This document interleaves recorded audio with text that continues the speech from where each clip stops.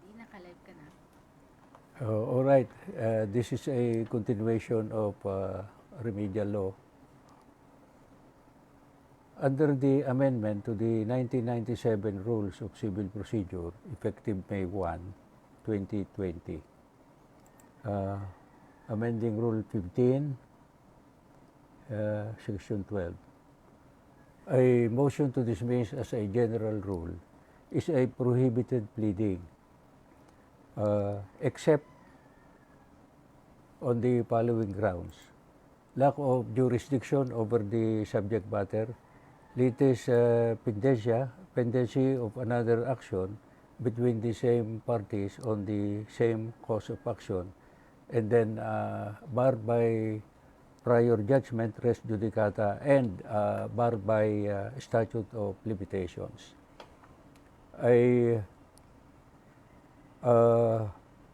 An objection based on improper venue may not be taken in a motion to dismiss.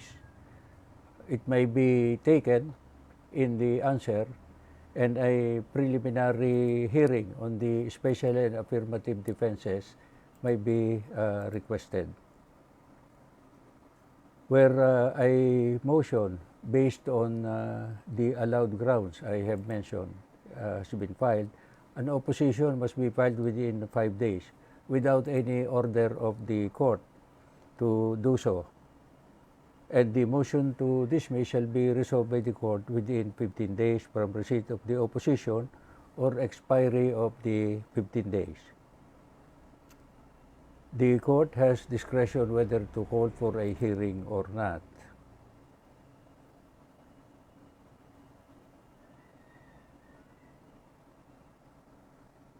The denial of affirmative defense is not subject to motion for reconsideration, petition for certiorari mandamus under Rule 65, and may be appealed only after the judgment on the merits, because interlocutory interlocutory order must await the judgment on the merit and may be appealed together with the main decision. However, a special civil action of certiorari may be allowed, except in these instances where the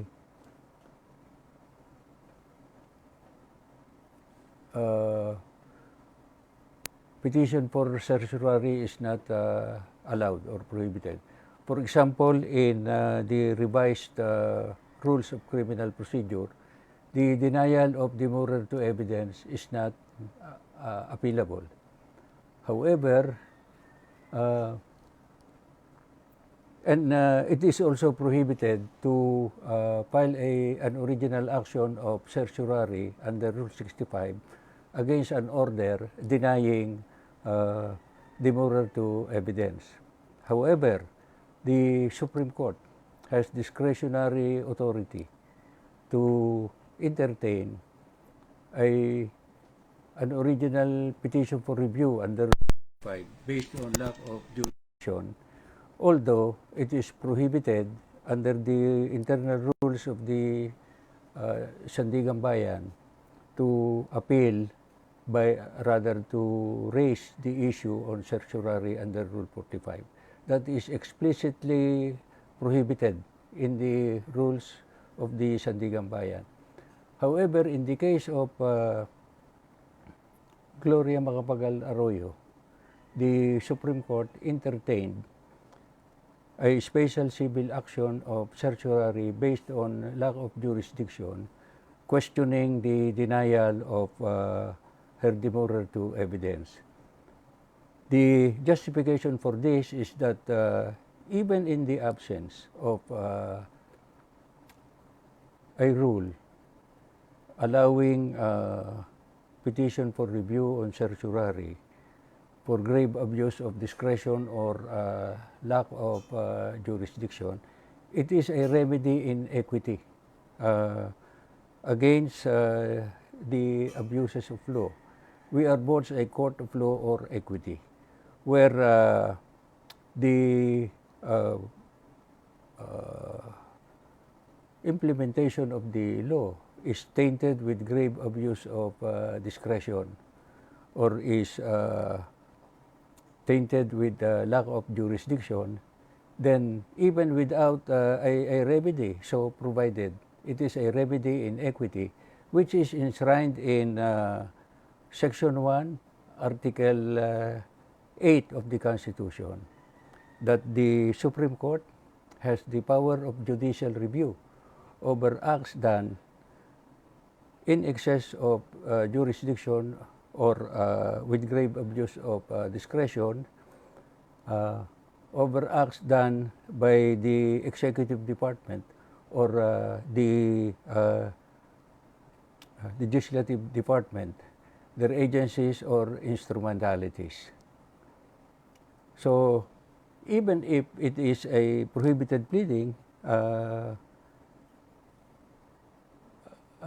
to seek a review for interlocutory order as prohibited by internal rules of the various bodies, the Supreme Court has the power under Section 1, Rule 8 to entertain the petition, as was done in the case of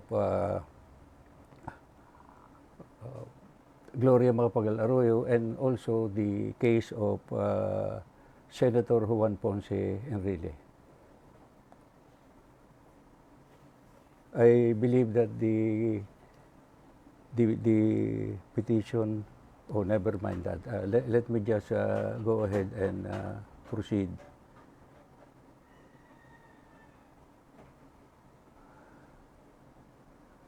Now, the dismissal on the following grounds raised in a motion to dismiss are final and might not be refiled. Based on the affirmative defenses on the grounds of barred by prior judgment or barred by statute of limitations, the claim has been paid, waived, abandoned, or otherwise extinguished. Correlating this to criminal law, after the arraignment, there are still grounds that might be raised in a motion to dismiss, and these are the information does not allege or does not charge an offense. In case of litis pendentia, meaning that there is another action pending on the same issue and subject matter, and double jeopardy, that is barred by prior judgment, or where the crime is barred by prescription of action or extinguished by prescription. This may still be the subject of a motion to quash even after arraignment. Most important of which is lack of jurisdiction over the subject matter, which may be raised for the first time on appeal. The only exception is the case of Tiham versus Sibong Hanoi, where affirmative reliefs have been prayed for by a party. He cannot raise the issue of lack of jurisdiction by reason of estoppel. By his acts, he may be considered as having waived his right to raise the issue of lack of jurisdiction. However, this is a very narrow exception to the general rule that lack of jurisdiction may be raised at any stage of the proceedings, even on appeal, because in one case where the issue was raised immediately or was raised without any indication of waiver on the part of the person raising lack of jurisdiction. Because Tiham versus Sibong Hanoi, in Tiham versus Sibong Hanoi, there must be failure to raise it, even if affirmative reliefs are prayed for, if the acts may be considered as a waiver by estoppel in pais due to long period of inaction. In other words, it must be coupled with laches. But the general rule is jurisdiction may be raised at any stage of the proceedings. Last time, I mentioned that the established case law is that jurisdiction once acquired continues until the final termination and conclusion of the case. And I raised the issue whether the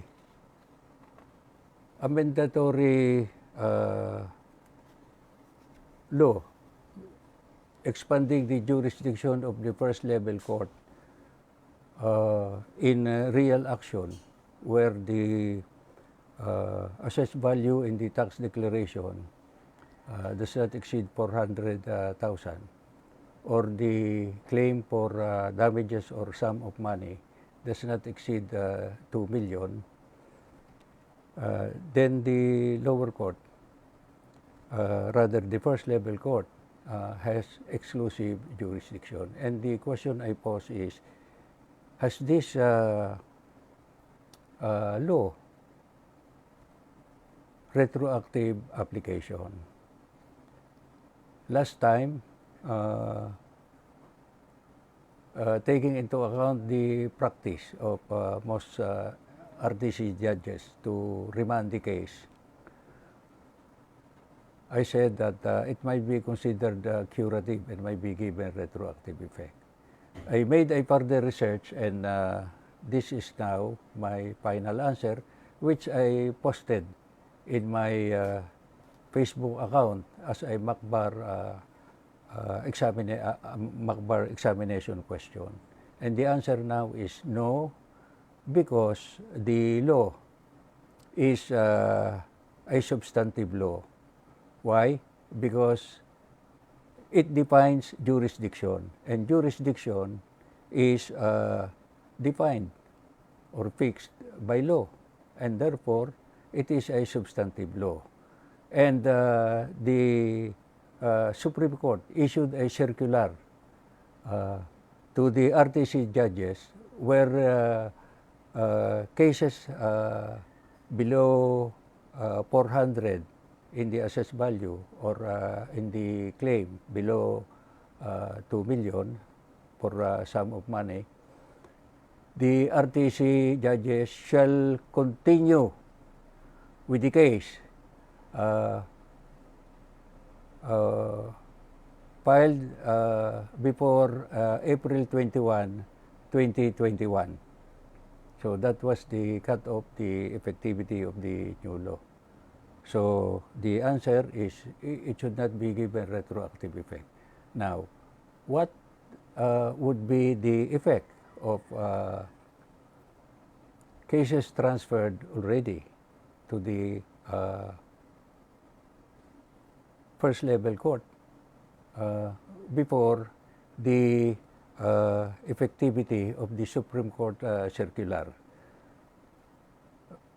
I would imagine that the circular would not be given retroactive effect, and the MTC probably can continue. But this is still an open question, because jurisdiction is vested by law, and the directive of the Supreme Court is for RTC judges to continue with the cases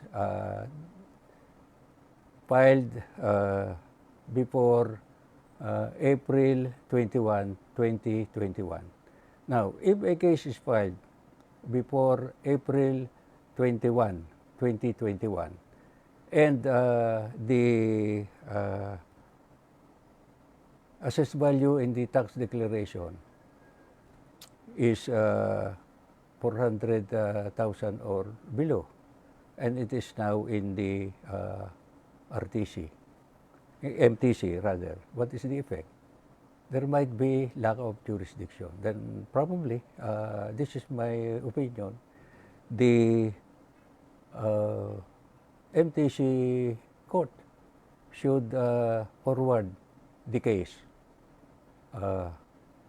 with respect to cases filed after April 21, 2021.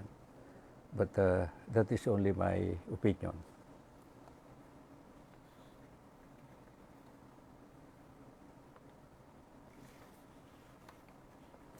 We will be guided by the syllabus. So let me see.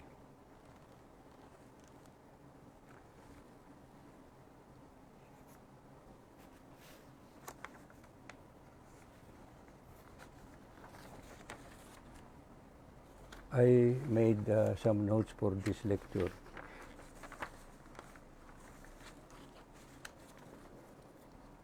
So let us finish evidence which was barely touched in the last hearing, and then the part 2 of the remedial law, and then legal ethics, and then we will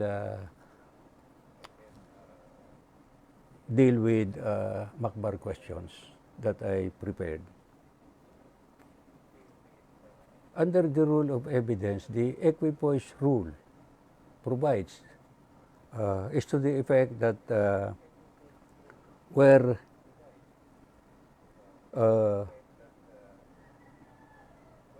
inculpatory facts in favor of the plaintiff or the prosecution, and the exculpatory facts in favor of the defendant or in civil case or the accused in a criminal case are unequipos, meaning that the facts may be interpreted in favor of the plaintiff or the prosecution at the same level, unequipos, with the facts that might be appreciated in favor of the defendant or the accused, then the accused is entitled to an acquittal. Number one, it is the duty of the prosecution to hurdle the presumption of innocence by presenting evidence proving the guilt of the accused beyond reasonable doubt. And in case, in a civil case, it is the duty of the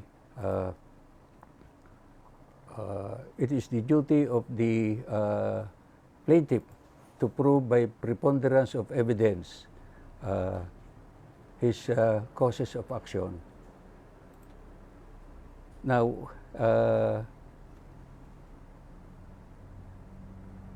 the defense is entitled, the defense the defendant in a civil case, even without presenting evidence, if the plaintiff has not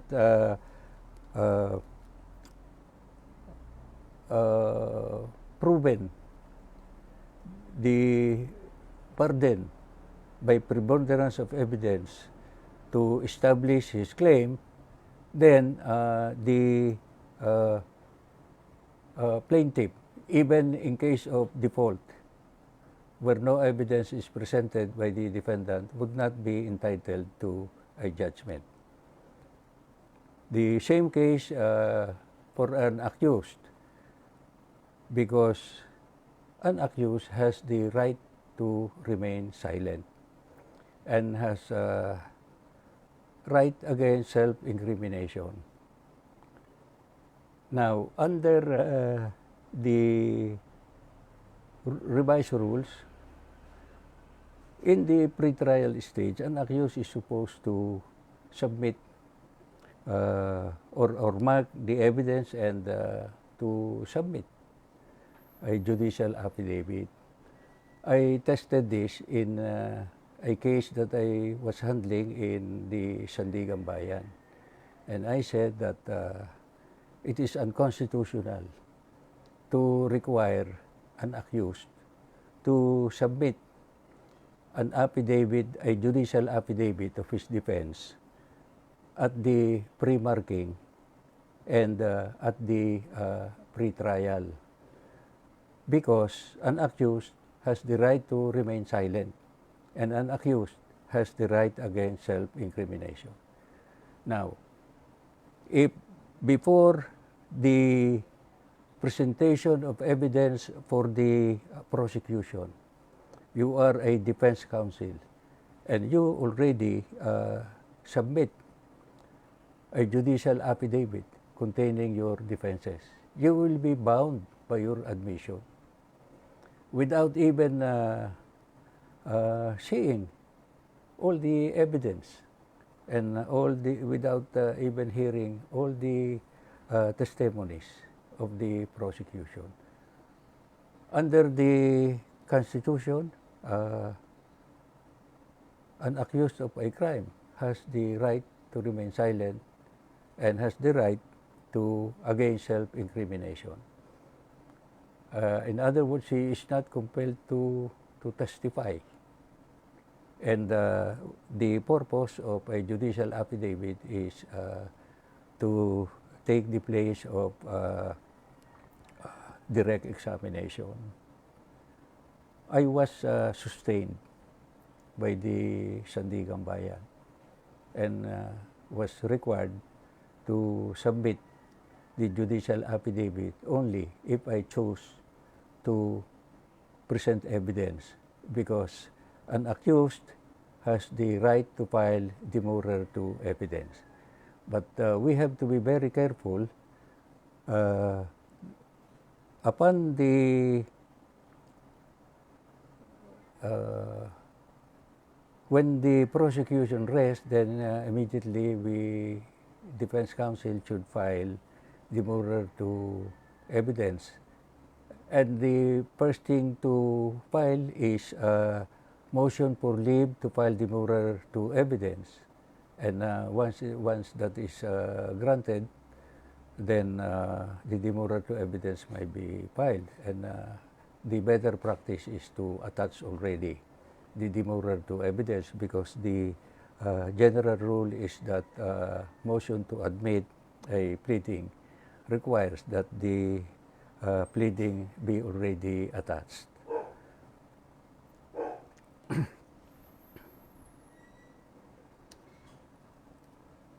While I am in criminal law, let us correlate that requirement. Under the guidelines for speedy trial in criminal cases, a motion for judicial determination of probable cause in a criminal case is a prohibited pleading, because the rules require that upon receipt of the information, within 10 days from receipt of the information, together with the findings, resolution and findings in the preliminary investigation, the judge must determine the existence of probable cause. Personally, by examining the evidence submitted during the preliminary investigation. It must be based on personal evaluation, personal determination of the judge, because the judge cannot rely merely on the resolution finding probable cause. That is judicial determination of probable cause for the purpose of issuing a warrant of arrest. If the judge does not find probable cause based on his personal review of the evidence, he is under mandatory duty. He must dismiss the information and not issue a warrant of arrest. He issues a warrant of arrest only if he is convinced that there is probable cause. In case he is ambivalent, there is doubt in his mind whether there is probable cause or not, then the judge may require the prosecuting fiscal to submit additional evidence, and then he will determine the existence of probable cause. And if still he believes that there is no probable cause, then he has no choice. It is his obligatory duty under the Constitution to dismiss the case and not issue a warrant of arrest. I have an experience where a gate crasher brandishing a gun wanted to enter the junior-senior prom in my school in my hometown in San Jose, Batangas. The owner of the school called for police assistance or police protection. 5 police officers came. One of the police officer shot the intruder. They were prosecuted for murder because shooting somebody who is defenseless is murder. It was proven during the preliminary investigation that the gun being brandished by the gate crasher had empty shells. And so shooting him was considered as attendant with treachery. The shooter went into hiding, and I defended the 4 others. My defense is that there is no conspiracy because there was no prior planning, and the 4 did not know what the shooter would do. And mere presence in the scene would not be enough to hold them in conspiracy, because conspiracy is defined as 2 or more persons deciding to commit a crime or planning to commit a crime, and they decide to commit it, which is not present. And in the absence of planning duly proven under express conspiracy, then conspiracy may be established by the unity of purpose through the contributory overt acts towards the accomplishment of a common criminal design, which is not present. I filed a motion for judicial determination, which was not prohibited yet at that time, and I was sustained by the RTC. This is a crime committed by public officer, and the preliminary investigation was conducted by the provincial fiscal's office. My practice, most of my practice, about 80%, was in the Office of the Ombudsman and the Sandigan Bayan. Why? Because the grass is greener in that practice. Most of our clients were government officials who can afford to pay us good attorney's fees. So I kept quiet. And when the case when the information was filed, I did not even bother to file a counter affidavit because I might be considered under estoppel. Knowing that the appeal for crimes committed by public officer where the imposable penalty falls within the jurisdiction of the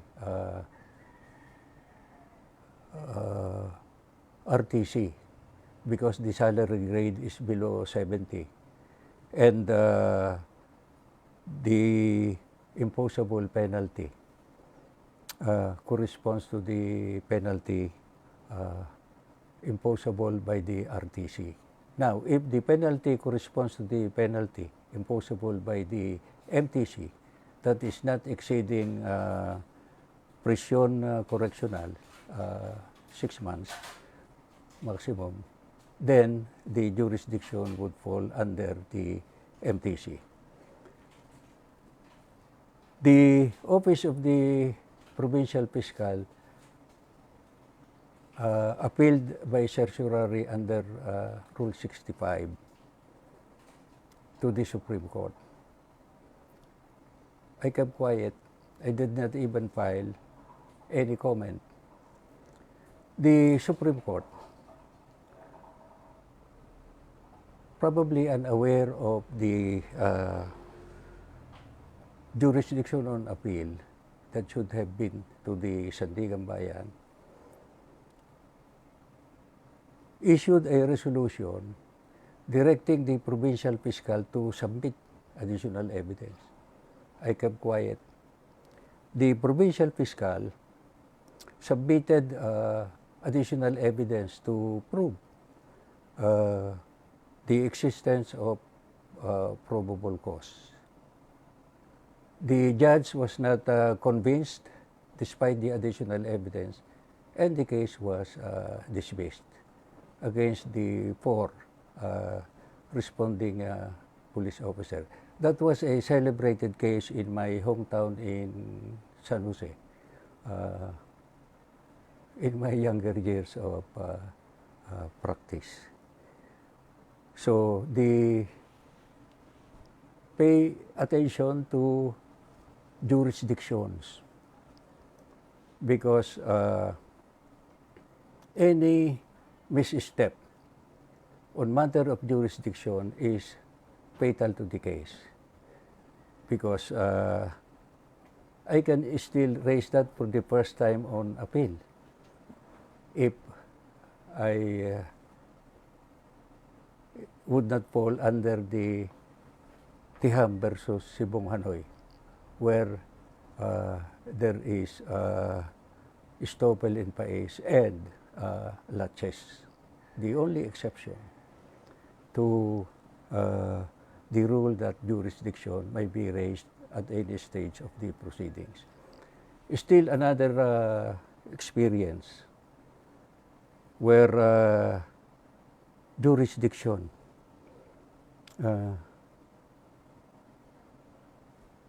became a very successful defense for a client. In the gubernatorial election in Quirino province, where the protagonist is Vargas against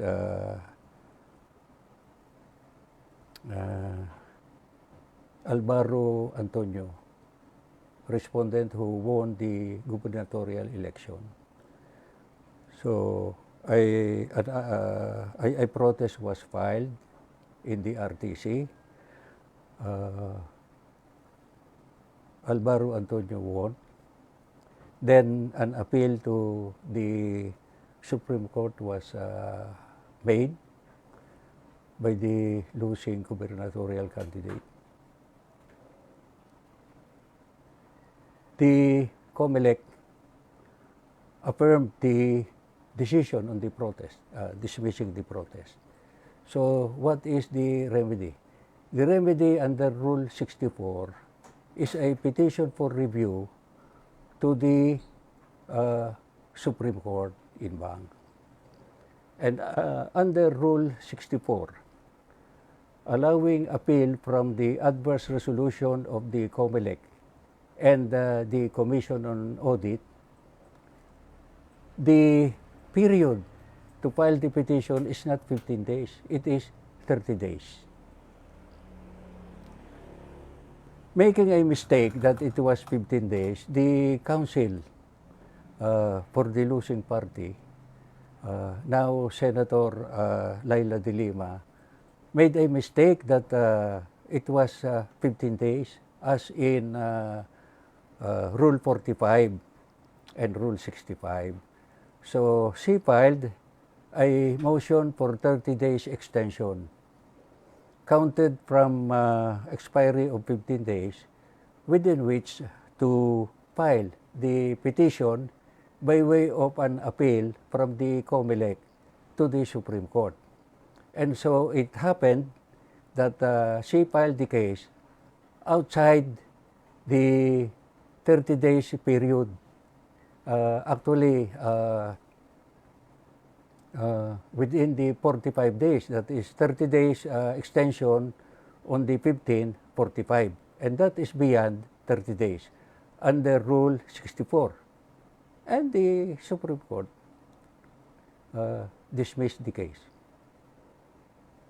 for being filed out of time.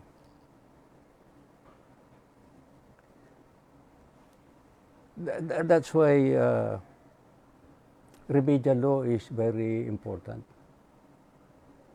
We have discussed last time hierarchy of courts, but let me just explain a little bit on judicial non-interference. What is the meaning of judicial non-interference? It simply means that a court of equal jurisdiction cannot interfere in the action, orders, or resolution or decision of a co-equal body which whose decisions are appealable to the same appellate body. That is the principle of judicial non-interference. Now, hierarchy of courts. I cannot forget this because I won a case on, a very big case on this technicality, where the appeal was supposed to be to the Court of Appeals, but was made directly to the Supreme Court on question of law. So when the petition was filed directly with the Supreme Court, I just kept quiet. I did not file anything. The case involves a loan initially fixed at 3 million. But because of interest and penalties that have piled up, the demand amounted to a total of 103 million pesos. An increase of 100 billion. The case because it is a problematic account, was sold by the bank to a special purpose vehicle corporation. And the special purpose vehicle corporation filed a case in Makati to recover 103 million. At that time, I was the resource speaker of a group that was holding seminar on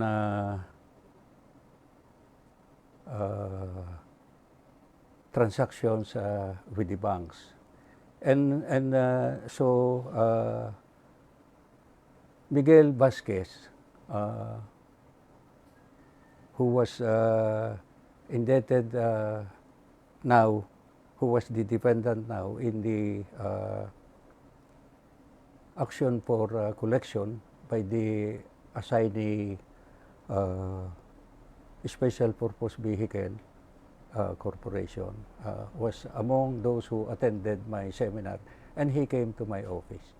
And I advised him, this is what we should do.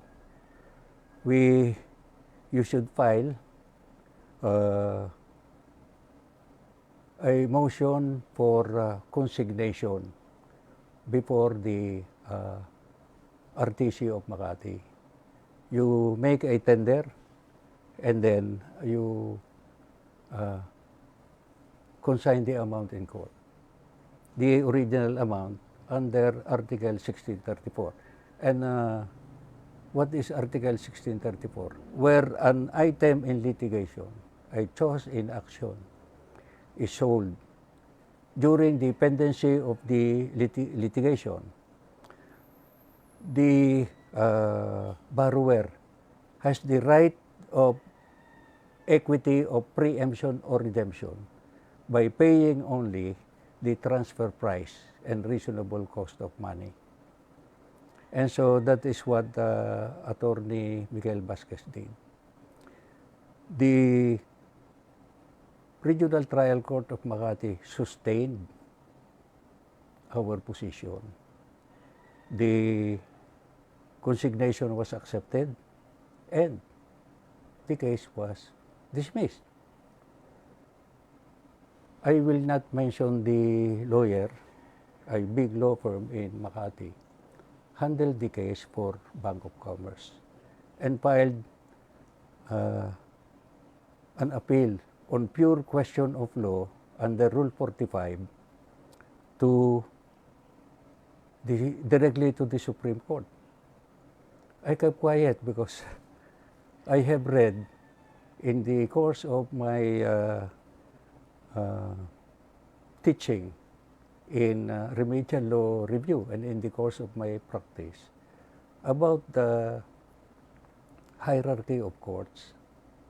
And true enough, the Supreme Court dismissed the case on the ground that under the hierarchy of courts, resort first must have been taken to the Court of Appeals.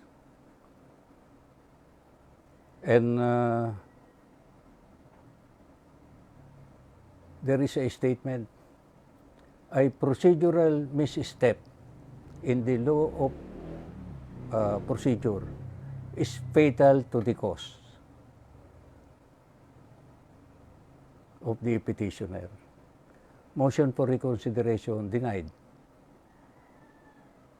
And so we won the case. Unfortunately, my client died while he was participating in a decathlon in Bicol. He drowned while swimming in the course of the decathlon sports.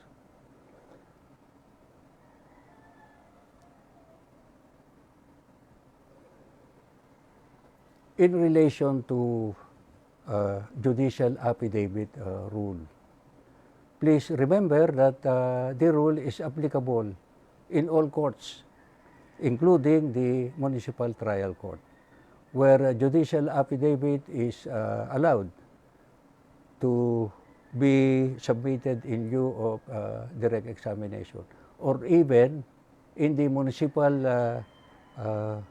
level where it is covered by the rule on summary procedure. I handled a case for unlawful detainer. Now, the plaintiff submitted only plain affidavit to prove the causes of action attached to the complaint. When the complaint for unlawful detainer was filed, the judicial affidavit rule was already in effect. I got a dismissal of, I would say, a very big case, because the amount, the subject matter of the case is adjacent to the public market in San Jose. That is ideal for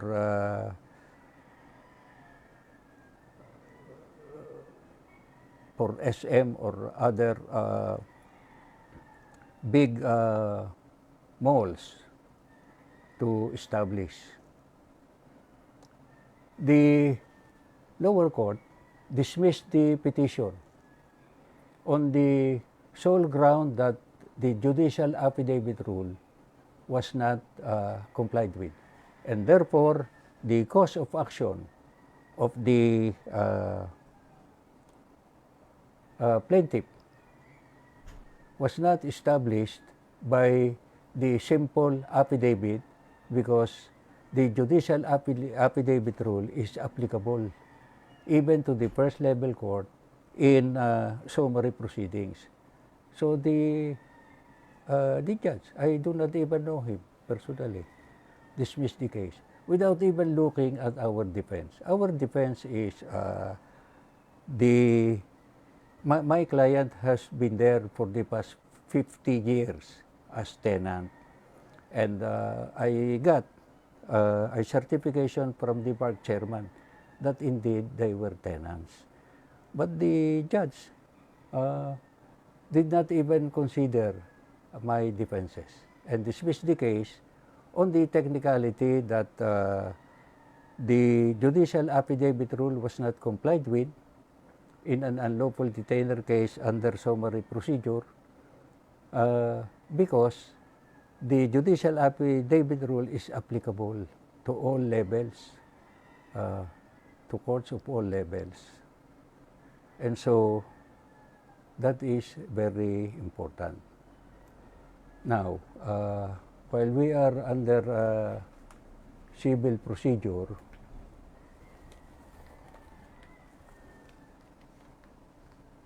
the pleadings that are required to be verified in any courts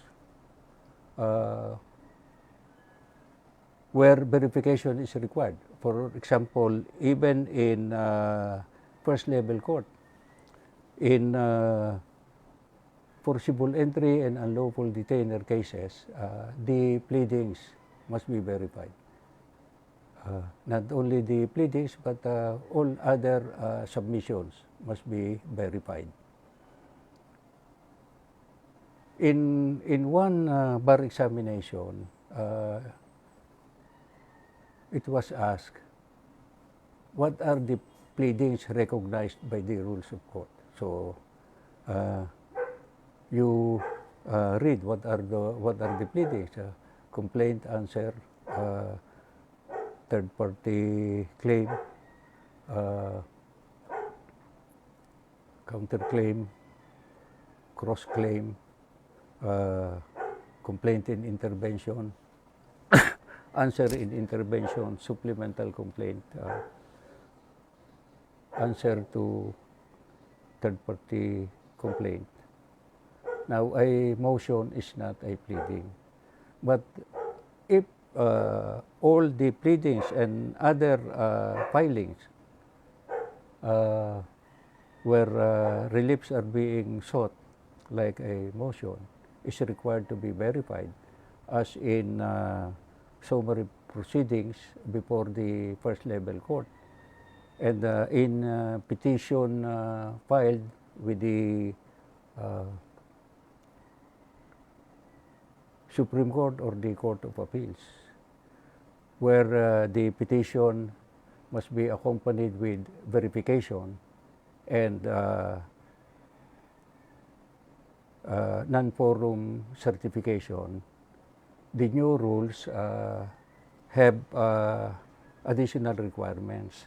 Now, it is better that you comply, those who are practitioners, and this might be asked in the bar, to include in the verification, if you are required to file a complaint, then a verification, it has to be verified by the plaintiff or the defendant, or by the lawyer, because the signature of the lawyer constitutes a certification of many warranties, and it is better that that is already included or attached as verified by the client and the lawyer. And what are these? Additional allegations that must be made in the verification. Otherwise, if you file a petition in the Court of Appeals and it is not compliant with the new verification, you might be required to comply first before your petition or motion for TRO or any urgent motion might be acted upon by the court. And these are the verifications that are required to be made by the petitioner.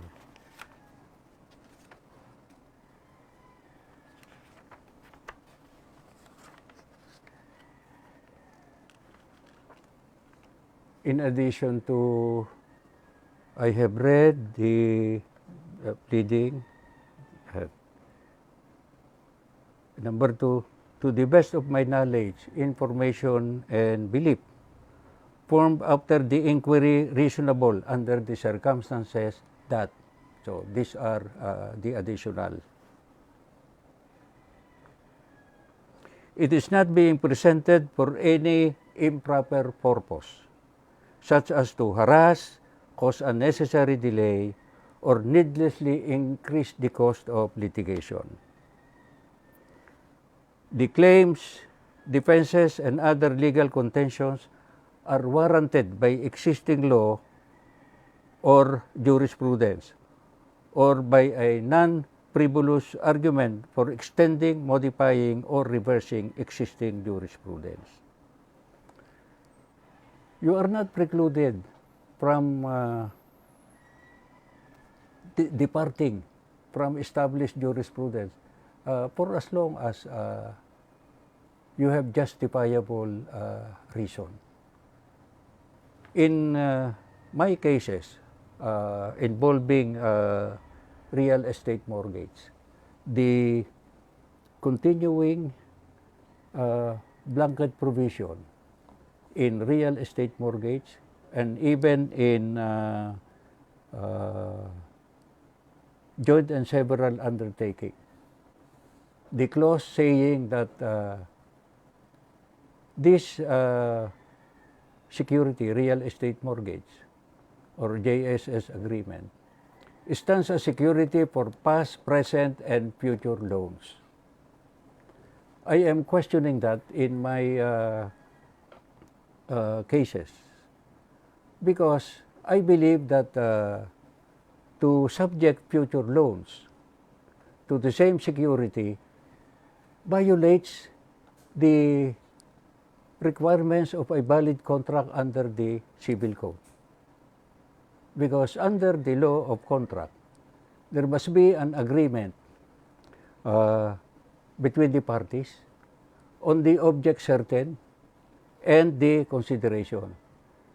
Now, future loans, remember that a mortgage is only an accessory obligation, and that a JSS agreement is only a security arrangement. It is an accessory undertaking.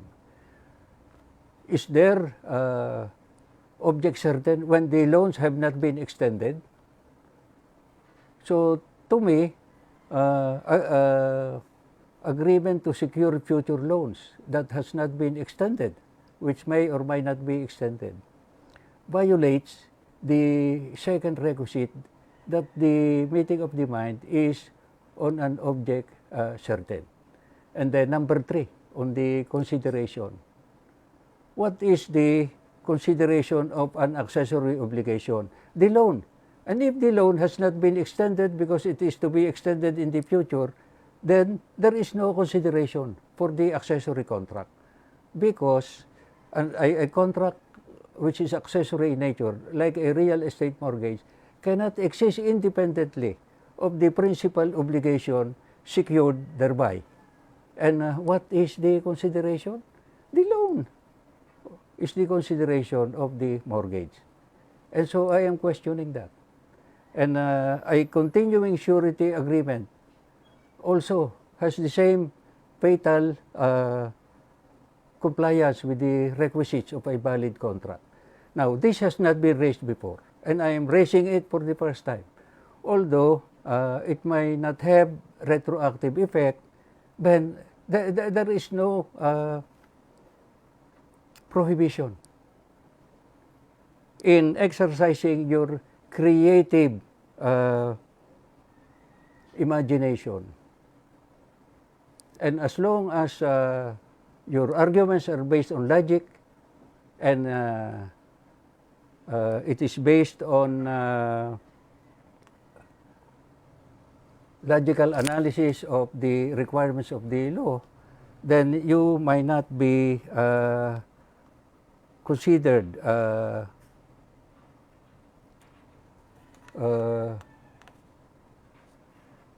raising frivolous issue for deviating from established jurisprudence, because the law is fluid, and there is this interpretation.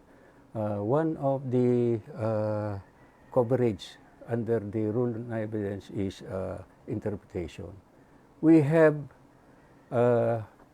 two kinds of interpretation of the provisions of law. One is verba legis. You apply the law where there is it is clear. The opposite is anima legis.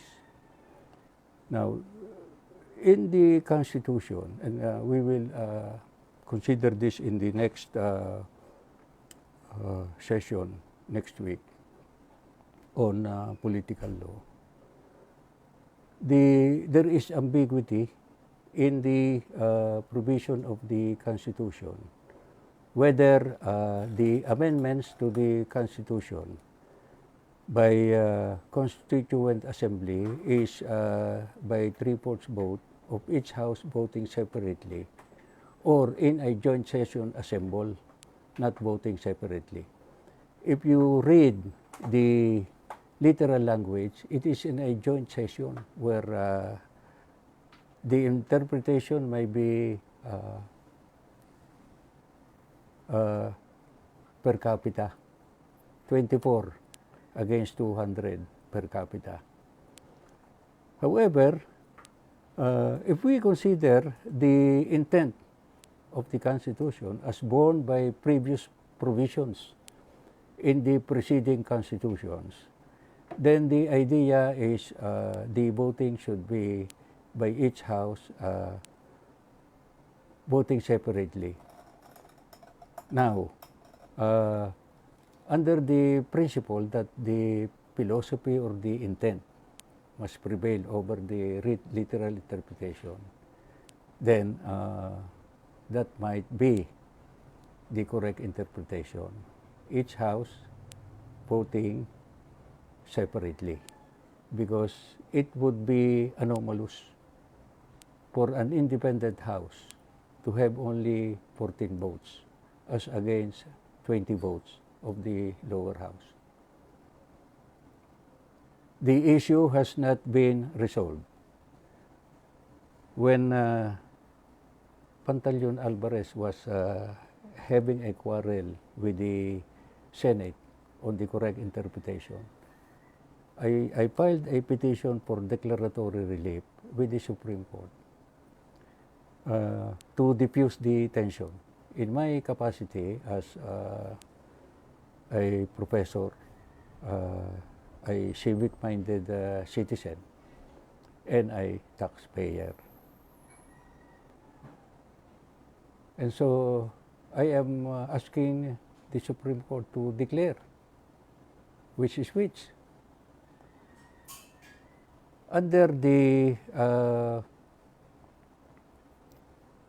special civil action under Rule 65 on declaratory relief, to declare the rights and obligations under the Constitution. Now, a declaratory relief is available to declare the rights and obligations under a will, contract, executive order, and it is a special civil action which is summary in nature. There is no hearing, just the submission of memoranda. The Supreme Court denied my petition on the ground that, number one, I am not equipped with legal personality because I share my interest only with the general public and not, I am not personally affected. I do not stand personally to benefit or be injured. So I was considered not a party with sufficient legal interest to file the petition. The Supreme Court has made recently a more strict stand than before. Because before, I have filed many public interest cases where my petition was given due course by the Supreme Court. During the initial Marcos administration, I filed a petition to disclose, based on the provision of the Constitution, on the right of the public to information on government transactions affecting public interest. My petition was given due course. This was at the early part of martial law.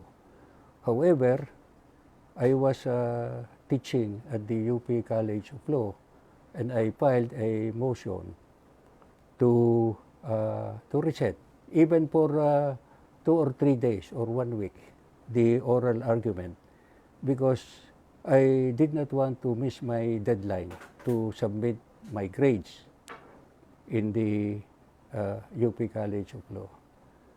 The court denied my petition, my motion for to reset, and they proceeded with the hearing, where my sparring partner then, Tito Mendoza,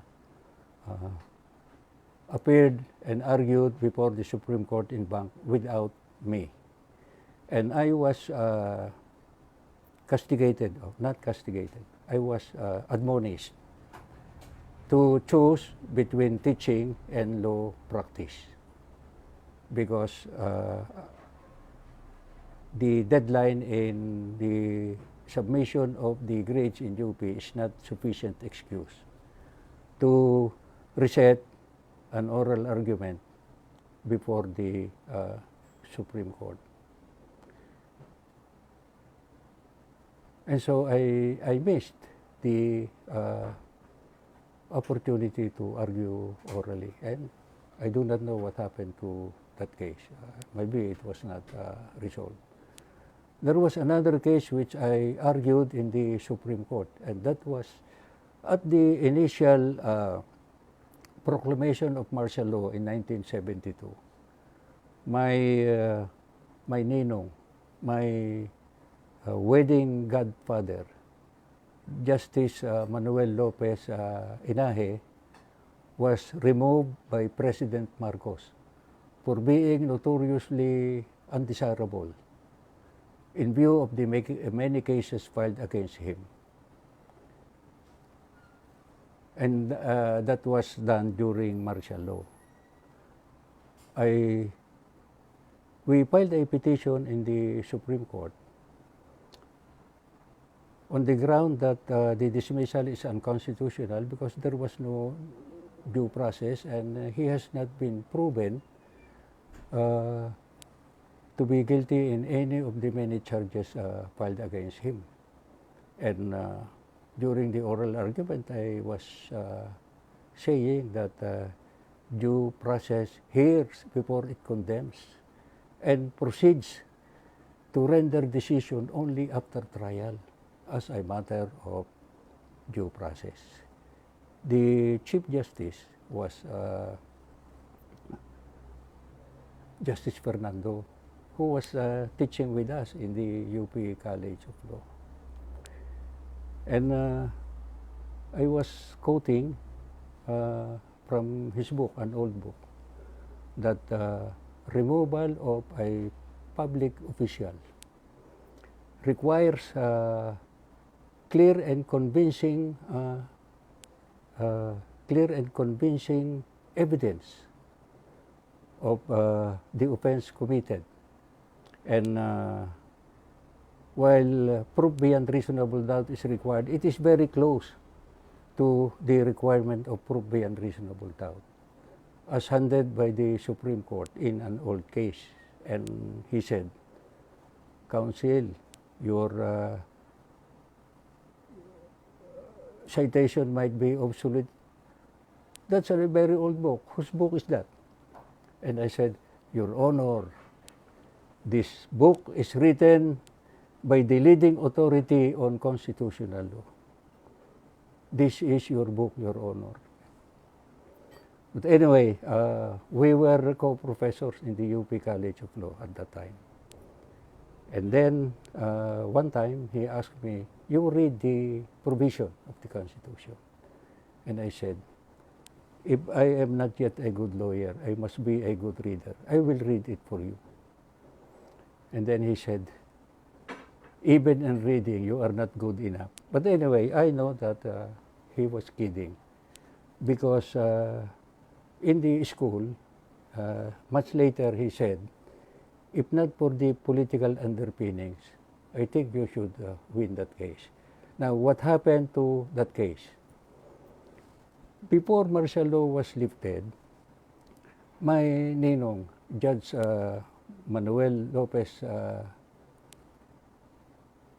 Inahe, was recruited by President Marcos to be a presidential advisor in Malacanang. And so we did not pursue the case anymore. And when I was requested to file separation pay, I did not accept the case anymore.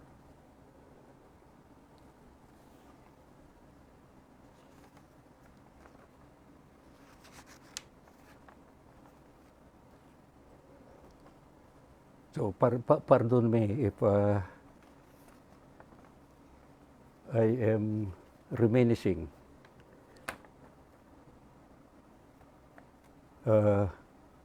My experience in the Supreme Court in Bank. I am tempted to discuss three or more cases that I won, but that would be immaterial. And so let me just proceed. Now, the signature of a lawyer in a pleading or even a motion or any submission before the court must rather constitute a certification of similar warranties that the factual allegations are supported by evidence, and if specifically specified, would be supported by evidence upon availment of mode of discovery.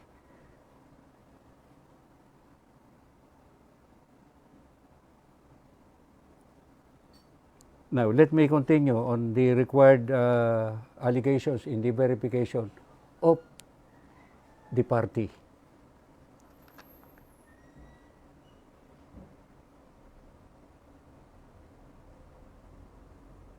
So, here is the verification required of a party. I am one, or I am the plaintiff or the petitioner in the above entitled case. I have caused the preparation and read the foregoing pleading, the contents of which are true and correct of my own knowledge and or based on authentic records and documents. The allegations therein are true and correct based on personal knowledge or authentic records. The pleadings are not filed to harass, cause unnecessary delay, or needlessly increase the cost of litigation. The factual allegations therein have evidentiary support, or if specifically so identified, will likewise have evidentiary support after reasonable opportunity for discovery. My signature shall further serve as a certification of the truthfulness of the allegations in the pleading. So, subscribed and sworn to by the party. Now, the lawyer's certificate. In compliance with Section 3 of Administrative Order 1910, 20 Supreme Court 2019, amendments to the Rules of Civil Procedure, I, Arturo M. Castro, of legal age, married, and with office at 7th floor, LTA building, under oath,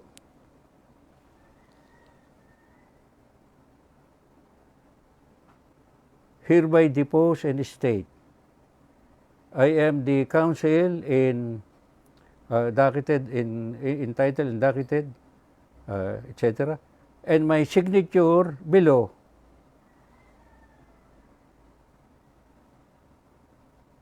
constitutes my certification that I have read the pleading to the best of my knowledge, information, and belief, formed after an inquiry reasonable under the circumstances, that 1.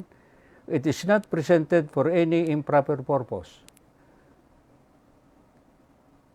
such as to harass, cause unnecessary delay, or needlessly increase the cost of litigation. The claims, defenses, and other contentions are warranted by existing law or jurisprudence, or by non-frivolous argument for extending, modifying, or reversing existing jurisprudence. Here, I say that as long as you have logical and reasonable basis for deviating from stare decisis, you will not be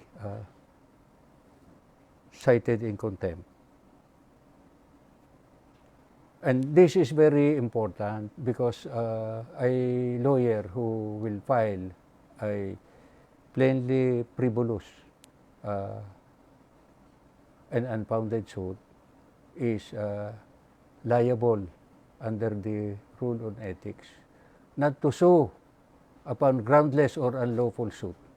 That is part of the lawyer's oath. And we will go to legal ethics later on. You should be able to state verbatim if you are required to recite or state the lawyer's oath. And in most bar questions in legal ethics, that is frequently asked. Why? Because the duties of fiduciary duties of a lawyer are spelled out in the lawyer's oath. Duty to society, duty to the court, duty to fellow practitioners, and duty to the clients. And very important signification of a signature of the lawyer is the factual contentions have evidentiary support, or if is specifically so identified, will likely have evidentiary support after availment of the modes of discovery under the rules. So, suing upon a groundless or unlawful suit is a violation of the lawyer's oath and may be punished under the law on professional ethics. And then, the denials of factual contentions are warranted on the evidence, or if specifically so identified, are reasonably based on belief or lack of information. So those are the lawyer certification, and the signature of a lawyer signifies those warranties for which the lawyer, if there is any falsity, would be liable for breach of ethics. And it would be a better practice to just put that lawyer certification in every pleading that we file. Although the rule says the signature of a lawyer constitutes the following certification, and it would be a better practice to just include those certification to be attached to the pleadings, and together with the required verification of the party or witness. Now, verification by a lawyer who has no personal knowledge is not sufficient verification. It must be based on personal knowledge. Before we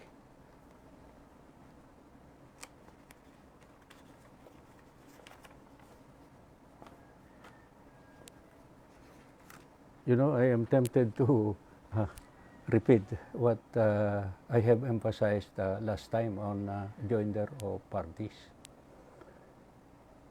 Remember that it is now subject only to joinder of causes of action are allowed as long as joinder of parties are present. And I repeat, causes of action arising from the same transaction or series of transactions that present common question of facts or law. That is the only requirement. Causes of action belonging to different venues and different jurisdictions might be joined, but you file it in the RTC based on the totality of the claims, where parties may be joined. Now, joinder of causes of action.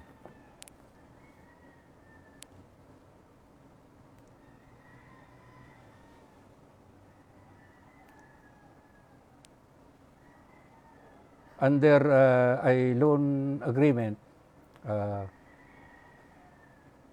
several promissory notes were issued.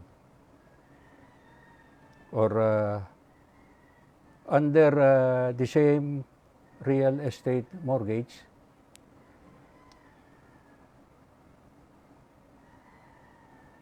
collaterals in different venues were the subject of real estate mortgage. So, these several causes of action might be joined, even if the real estate mortgage for one promissory note is located in another province. But then the totality of the demand determines jurisdiction, and you can file it in any RTC. If, for example, one promissory note is below 200, is below 2 million, still that can be joined as long as the case is filed with the RTC. Now, joinder of parties. Several employees were dismissed by the same employer. Then they can join causes of action. Let us say the employers are officers of the corporation, because if they are laborers, then I do not know if we can have joinder of parties before the Department of Labor. But where, for example, the dismissed employees were officers, so that might fall under the jurisdiction of the Special Commercial Court. So you can join the parties who were dismissed by the same plaintiff corporation, because the dismissal arose from the same transaction or series of transactions of dismissal, provided that common questions of facts or of law are raised or presented. Now, the opposite of joinder of causes of action is splitting a single cause of action. And what is the effect of splitting a single cause of action? The cause of action that is left when a portion of a cause of action is filed in court, the remaining part of the cause of action that is not included is deemed released or waived. Now, let us have an example of that. Loan covered by real estate mortgage. The loan or the promissory note and the real estate mortgage constitute a single cause of action. So where an action for a sum of money to enforce the loan is filed without foreclosing the real estate mortgage, then the mortgage is released, because the mortgage is part of a single cause of action together with the loan. Mortgage being only an accessory obligation that cannot exist independently of the loan, which is the consideration of the accessory obligation of mortgage. Another example of splitting a single cause of action under a loan agreement where loans may be obtained separately, independently, on separate occasion under the same loan agreement. And loans are applied for and then paid, and applied for and then paid. And let us say that several promissory notes were executed to cover several availments under the same loan agreement, where, for example, the complaint joins all the causes of action, then it is the totality of the claim that is the subject matter. What is the effect of splitting a single cause of action if only one or two or several promissory notes are the subject of a collection suit, excluding the other loans? If you can show that the different loans, the different promissory notes, constitute a single cause of action under the loan agreement, then suing on one or some of the promissory notes will release or discharge the other promissory notes under the rule against splitting a single cause of action.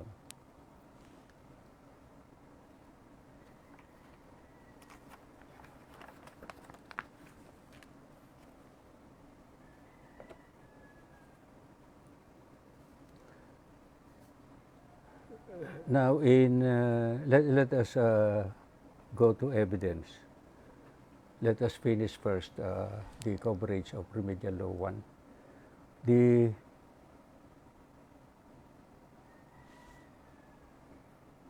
The best evidence, the common objection is if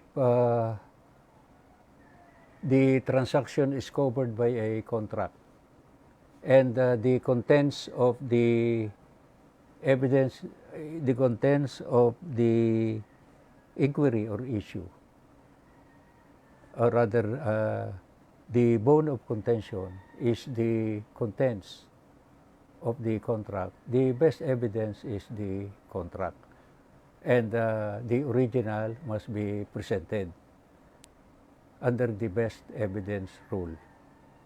The best evidence is the document itself. So if a question is being asked, which is contained in the contract, and the issue is the content of the contract, the best evidence is the contract. Now, under the best evidence rule, it is the original, the signed duplicate original, the original must be presented, subject to exceptions, where the original contract might be proven by secondary evidence, by a Xerox copy, by one who made the Xerox and who has read the original and can testify that the Xerox is a faithful reproduction of the original. Even if no copy is available, then one who has read and is familiar with the contents of the documents might testify. Now, a question in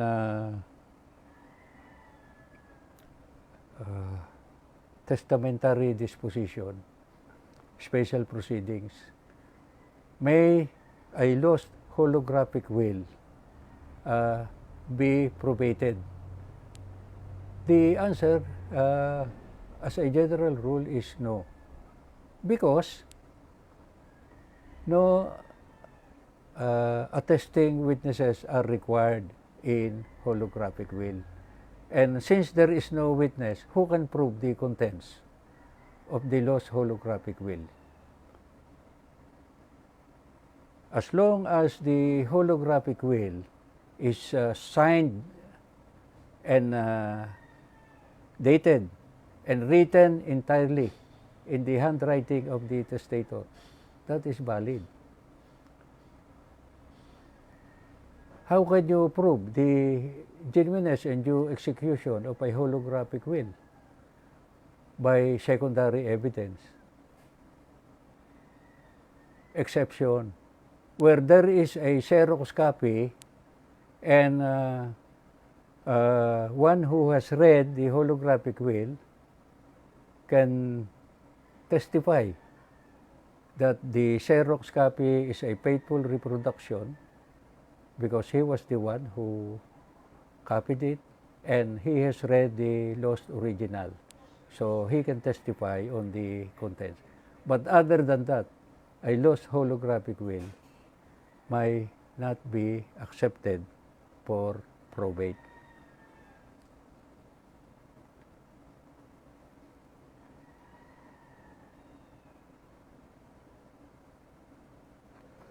Now, qualification of a witness.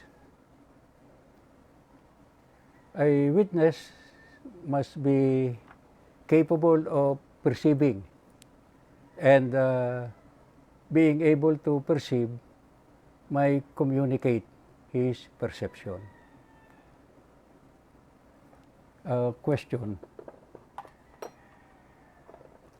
May a blind person be qualified to be a witness?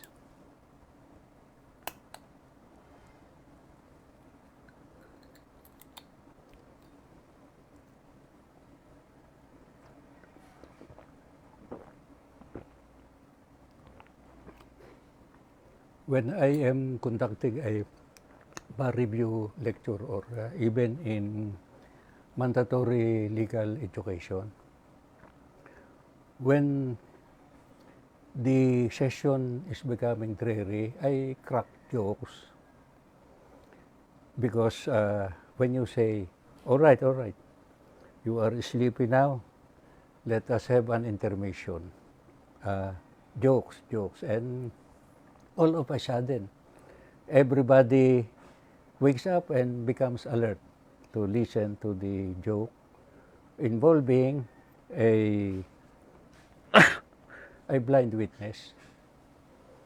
So it is a rape case and the prosecution offers a blind witness to be a witness for the prosecution. The defense counsel objects because a blind witness did not witness or did not see the commission of the rape. And the prosecution said, under the rules, the requirement to qualify a witness is that he must be able to perceive and to communicate his perception. And the fiscal said, Your Honor, the blind witness is beside the room where the rape was committed, and he heard the incident concerning the rape. So he should be allowed to testify. Now, there is a procedure to test the competency of a witness. In French language, it's called boire-dire examination. Especially if the witness is a child. And in this particular case, the witness is a blind witness, but who allegedly heard when the rape happened, because the rapist was talking and he heard. He may be blind, but he has a very clear hearing ability. So the judge called the witness. Let us see. Let us conduct a competency hearing, voir dire examination, to determine whether he is qualified or not.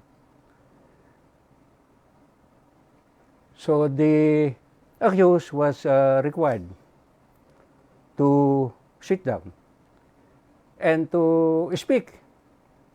Now, he might not be compelled to give testimonial evidence, but he is not testifying for himself. And anyway, let us disregard the objection to self-incrimination.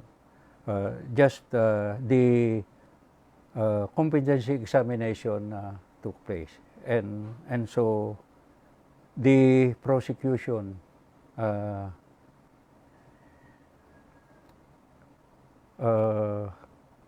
presented him as a witness, and the judge required the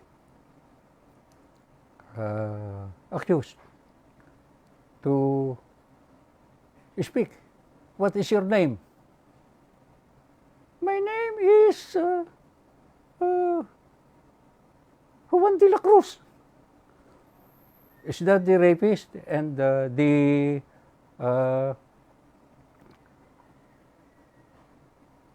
blind witness said, "No, Your Honor, that is not the rapist. That is Mickey Mouse." And so the judge said, "Oh, I'm telling you, he is not a qualified witness." The trouble with you people, you are trying to present somebody who is blind and who is not an eyewitness. You might sit down.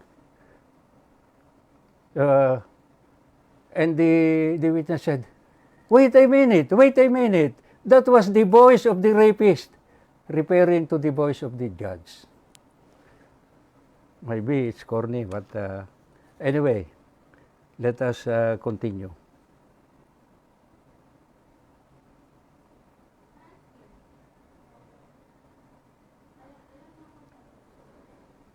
When a case in the Sandigan Bayan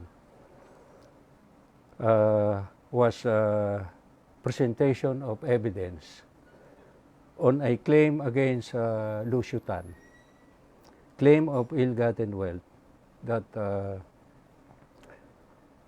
the business, the tobacco business, was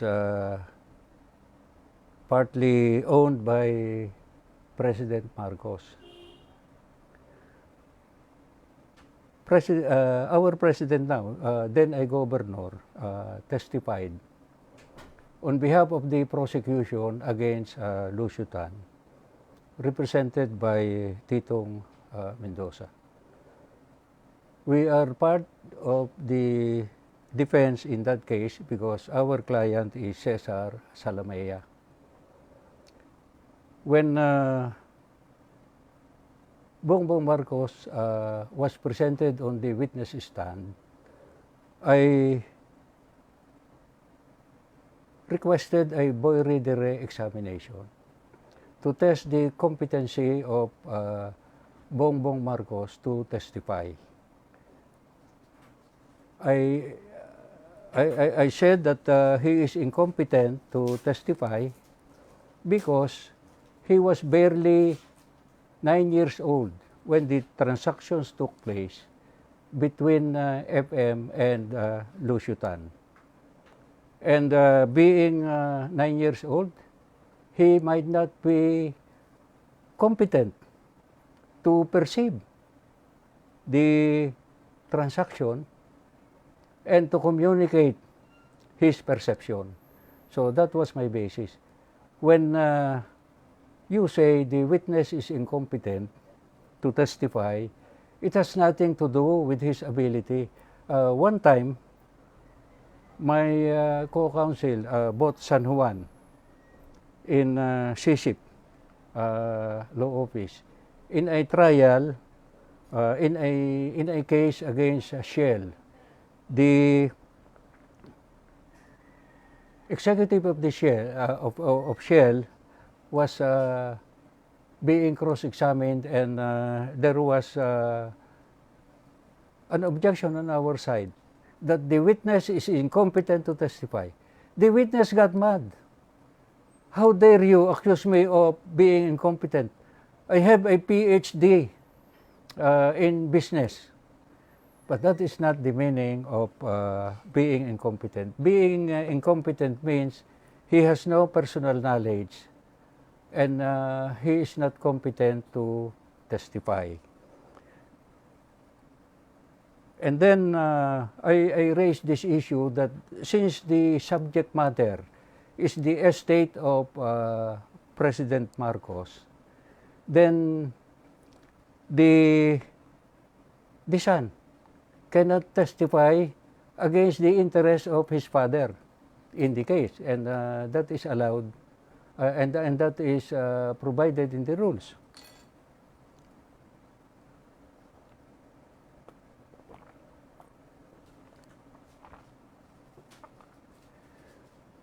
The case was reset for the following day. And I did not want to be hard on Governor Marcos, so I just sent my daughter, who was a new lawyer, a new graduate, to do the cross-examination. So she went there. I did not appear, but she was very friendly to Titong Mendoza, and Titong Mendoza was very friendly to her. And also, she was naturally friendly also with the president during that hearing.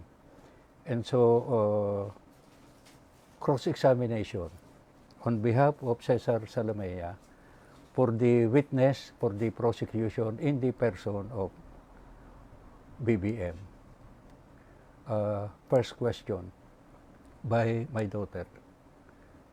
In all the documents that you brought from Hawaii concerning this present case, will you please tell the court whether the name of Mr. Salamea appeared in any of those documents? Answer, no. The names of Mr. Salamea did not appear in any of those documents. And then question number 2. Do you know Mr. Cesar Salamea personally? Yes, he was former chairman of the DBP. From your own personal knowledge, do you agree with me that Mr. Cesar Salamea is an honest man and did not steal a single centavo from the government? Yes, I agree with you.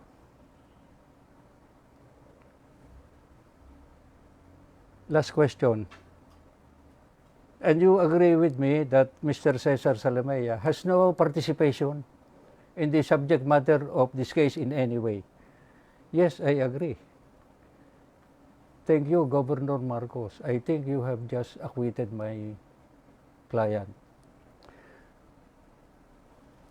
Titong Mendoza told my daughter, do not file demurrer to evidence. We will just submit the case.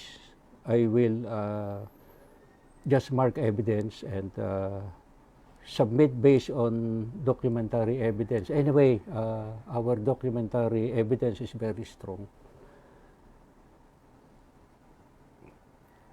We did not agree. We filed a demurrer to evidence when the prosecution rested.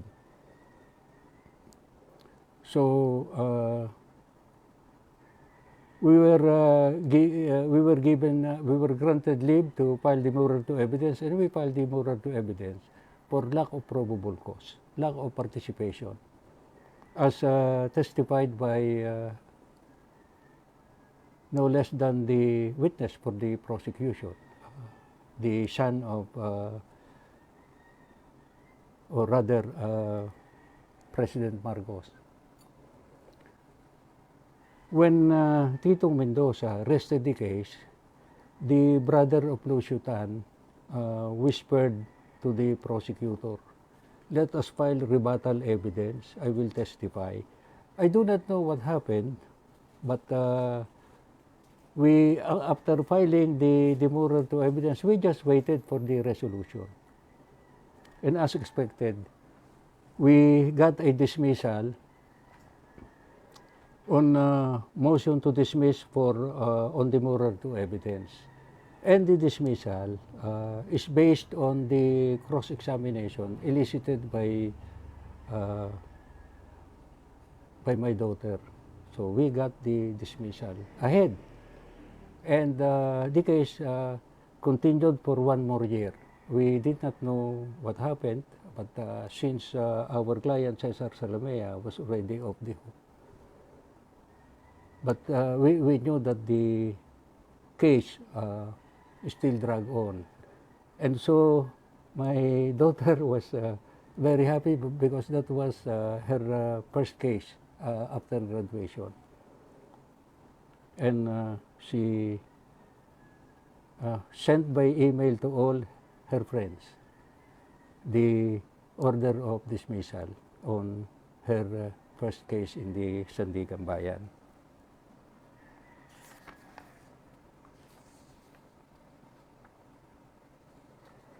Now let us go to part 2, appellate practice. Just remember that appeal is a statutory right. It is not a component of due process. It becomes it is not an inherent component of due process. It becomes a component of due process where it is provided by statute. And so the resolution of a motion for reconsideration is a component of due process of law protected by the Constitution, and where appeal is provided by statute.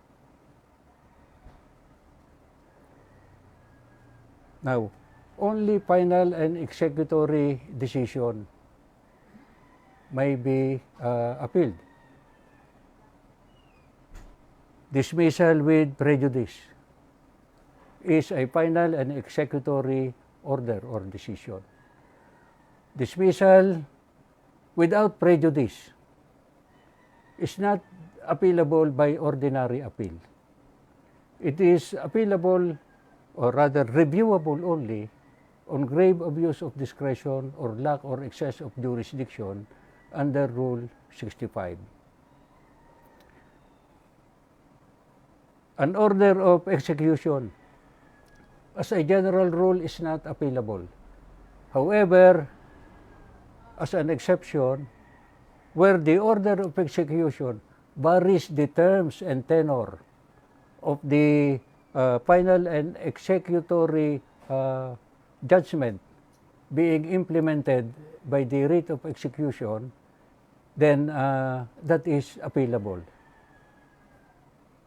So I repeat, order of execution as a general rule, not appealable. Exception, where the order varies the terms and tenor of the judgment. And what is the subject of execution? The dispositive portion. What is contained in the body is only a narration of facts. What is to be executed is the dispositive portion of the decision. Now, where ownership is vested in one party, then you can request for a writ of possession, because possession is an inherent right of ownership.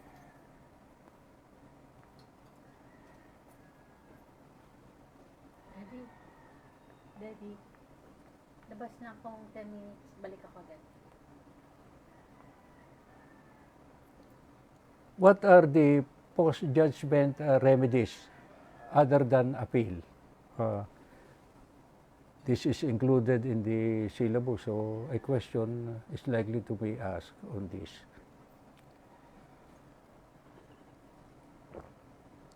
The first is petition for relief from judgment.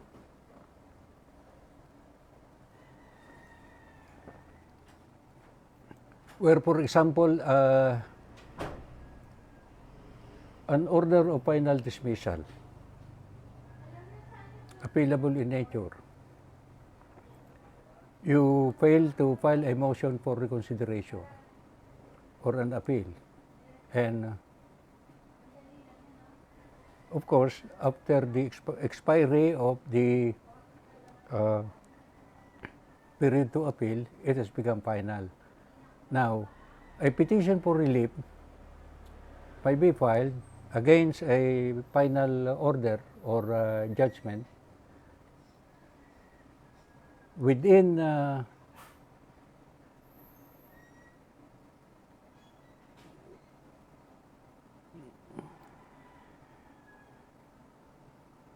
within 60 days.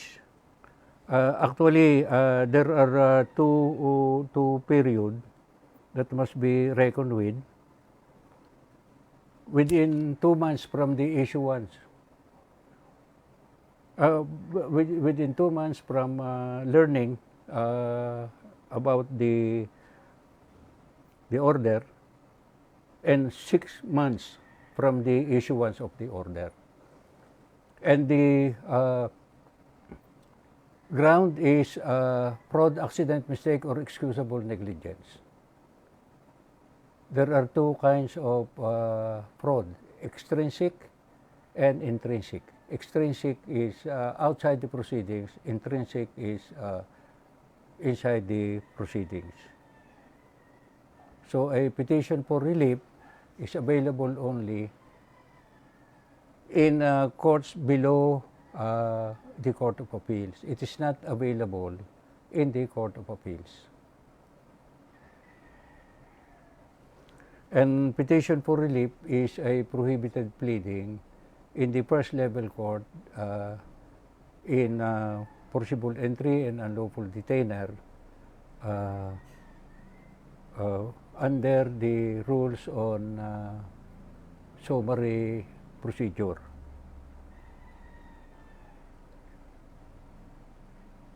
A judgment that is final and executory might be the subject of a petition for annulment, an original action before the Court of Appeals based on lack of jurisdiction.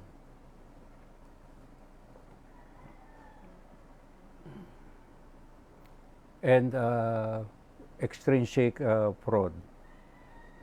Now, another post-judgment remedy, which is not in the nature of a regular appeal, is a special civil action of certiorari prohibition and mandamus under Rule 65. Again, rather I would like to reiterate the grounds under Rule 65. Lack or excess of jurisdiction, grave abuse of discretion.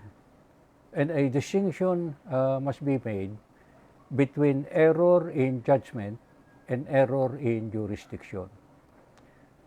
Error in jurisdiction is reviewable by special civil action of certiorari under Rule 65. Error in judgment, that is in the appreciation of evidence, is appealable only under Rule 40 on ordinary appeal.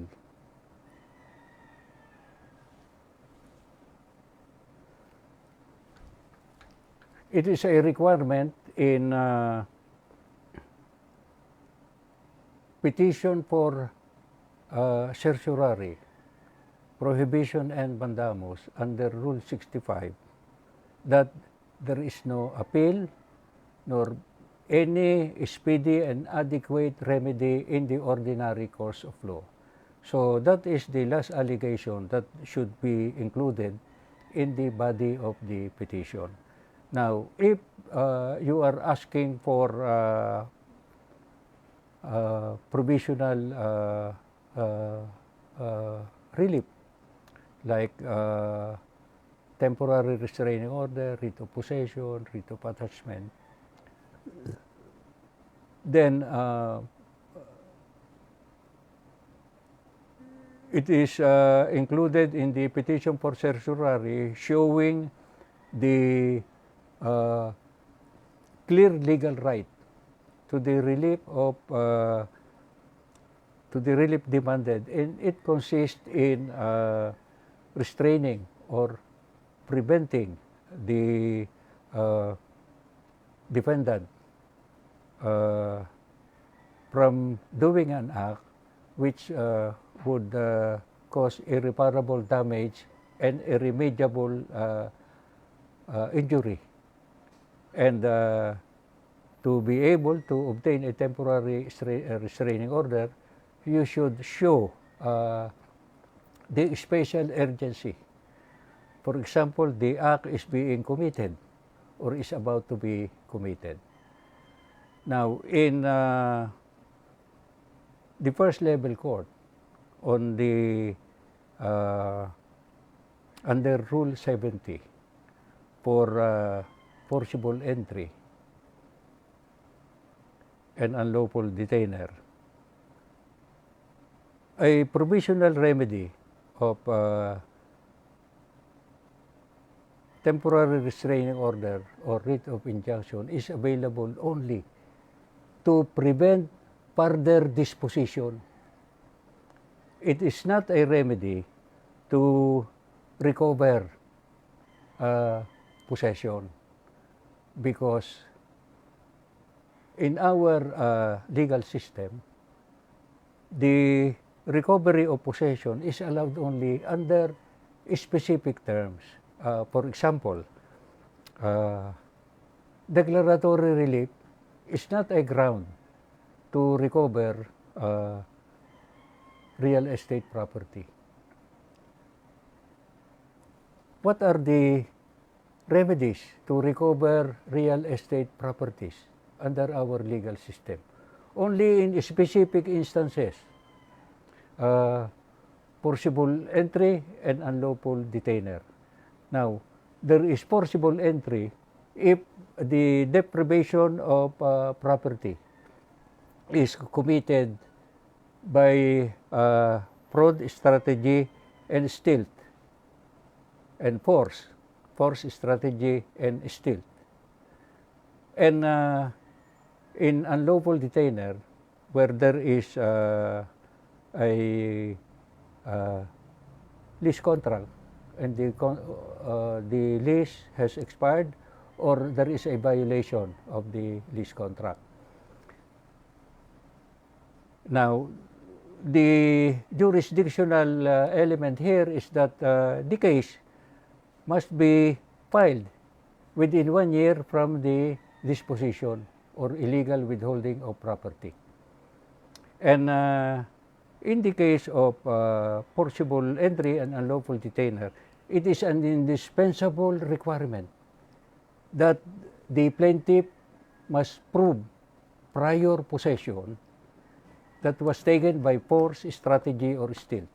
Prior possession is a requirement.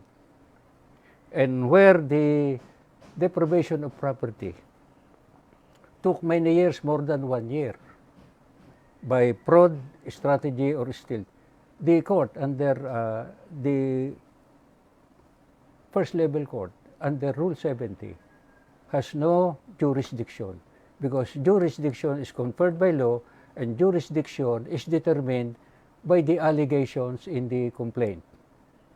So it must be shown that the case has been filed within 1 year from the deprivation of property by fraud, strategy, or stealth in forcible entry. In unlawful detainer, there must be a lease that has expired, and there is a requisite that there must be a demand, and the demand is to pay the arrears and to vacate. If the demand is only to vacate, that is not sufficient to grant or best jurisdiction. Now, where there is no lease, then the other way is where there is possession granted by tolerance. But in jurisprudence, there is a mandatory requirement that the tolerance must be given at the start of the possession. In other words, the possession is granted by the plaintiff to the defendant. So, where a buyer of a property which has occupants wants to eject the occupant who has been there more than 1 year, the remedy is action publiciana, which is a plenary action to recover possession withheld for more than 1 year. And the concept of possession by tolerance requires that the tolerance is granted at the incipiency or the start of the possession. Otherwise, the remedy is action publiciana. And even the owner cannot file an action for unlawful detainer under the summary procedure under Rule 70 before the first level court. If the possession, possession has lasted for more than 1 year. And to circumvent this, it is claimed that possession after buying the property is tolerated because the vendee did not immediately file an action for unlawful detainer. To my mind, the principle is enshrined and well established in jurisprudence that the tolerance as a ground for unlawful detainer must be in the incipiency or at the start of the possession. And there are many jurisprudence to that effect. Although there are other decisions, contrary decisions, saying that a buyer who does not file an ejectment suit right away has granted tolerance, but tolerance must be at the start of the possession, and that is clearly embedded in jurisprudence.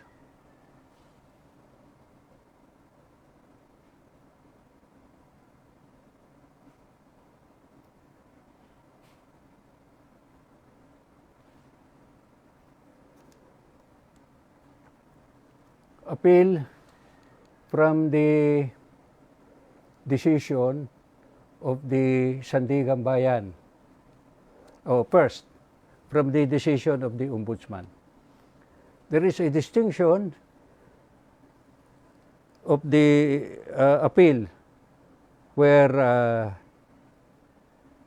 what is involved is a criminal case for preliminary investigation, in contradistinction to administrative investigation for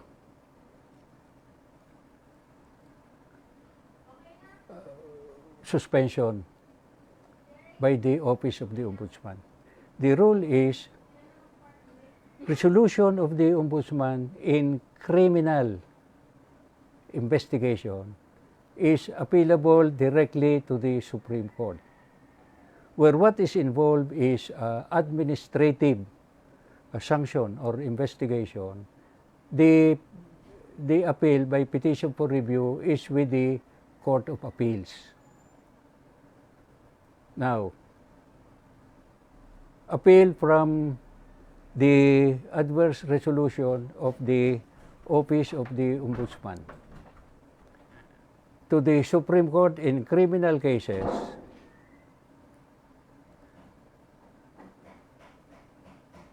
by ordinary appeal by filing notice of appeal and paying the docketing fee. It is not by special, it's not under Rule 45. I made a mistake of appealing a judgment in a criminal case by the Sandigan Bayan to the Supreme Court by petition for review under Rule 45. That is a wrong remedy. Now, I am lucky and my client was lucky because my practice is upon receipt of a resolution, I immediately take action, and in that case where I made a mistake, I filed a petition for review under Rule 45, because I thought that was the remedy, and I filed it ahead until I was informed by the clerk of court, a very friendly clerk of court, that I should file a mere notice of appeal. So, if I filed it on the 15th day, wrong remedy, out of time, which would be fatal. So, my advice is do not do your pleadings on the last minute, because immediately if you prepare the pleadings, you can think of more grounds, and the human brain works like a computer. You sleep over a problem. In the morning, you have the solution. You subconsciously might be formulating the theory of your case and the grounds for review in a petition for certiorari while you are sleeping, as long as you are thinking about it. That is the beauty and the advantage of preparing pleadings ahead of time. I have never missed a deadline in my whole life because of my training in CSIP Salazar. One who missed a deadline is automatically dismissed from employment. That is how strict they were in CSIP Salazar, and I learned a lot of things from them in the practice of law. So I have discussed already the appeal under Rule 64 from COA and the COMELEC. 30 days. If you file it beyond 30 days, it may be fatal to your case.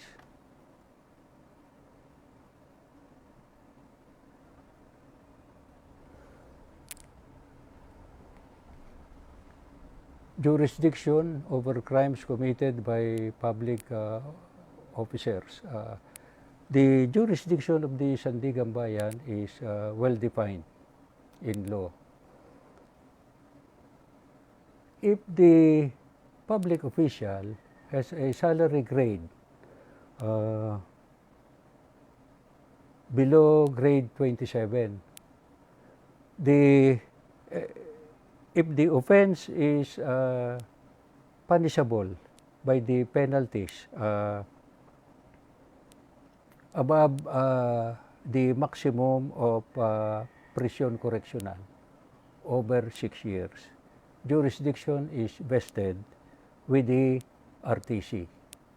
if the imposable penalty for the offense committed by a public officer with salary grade below 27, the imposable penalty does not exceed the maximum of prison correctional, 6 years, then the jurisdiction is with the first level court. Now, in a decision that was rendered by the RTC against a public officer with salary grade below 27, where is the appeal to? Multiple choice. Let us say that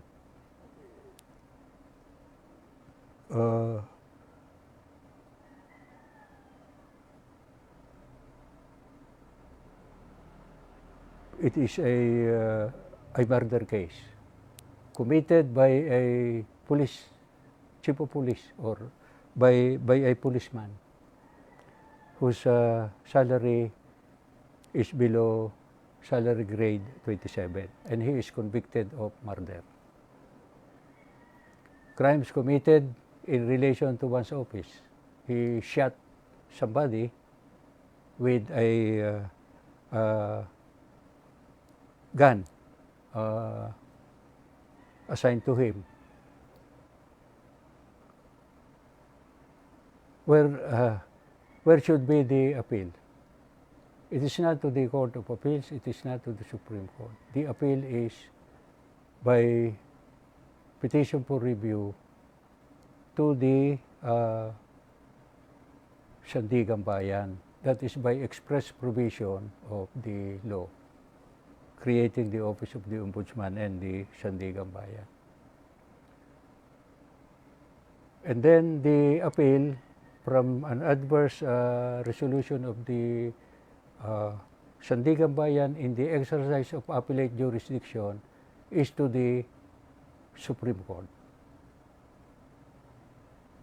So I have told you the story of my case involving 4 responding police officers, and that is the appeal. The proper appeal is to the Sandigan Bayan.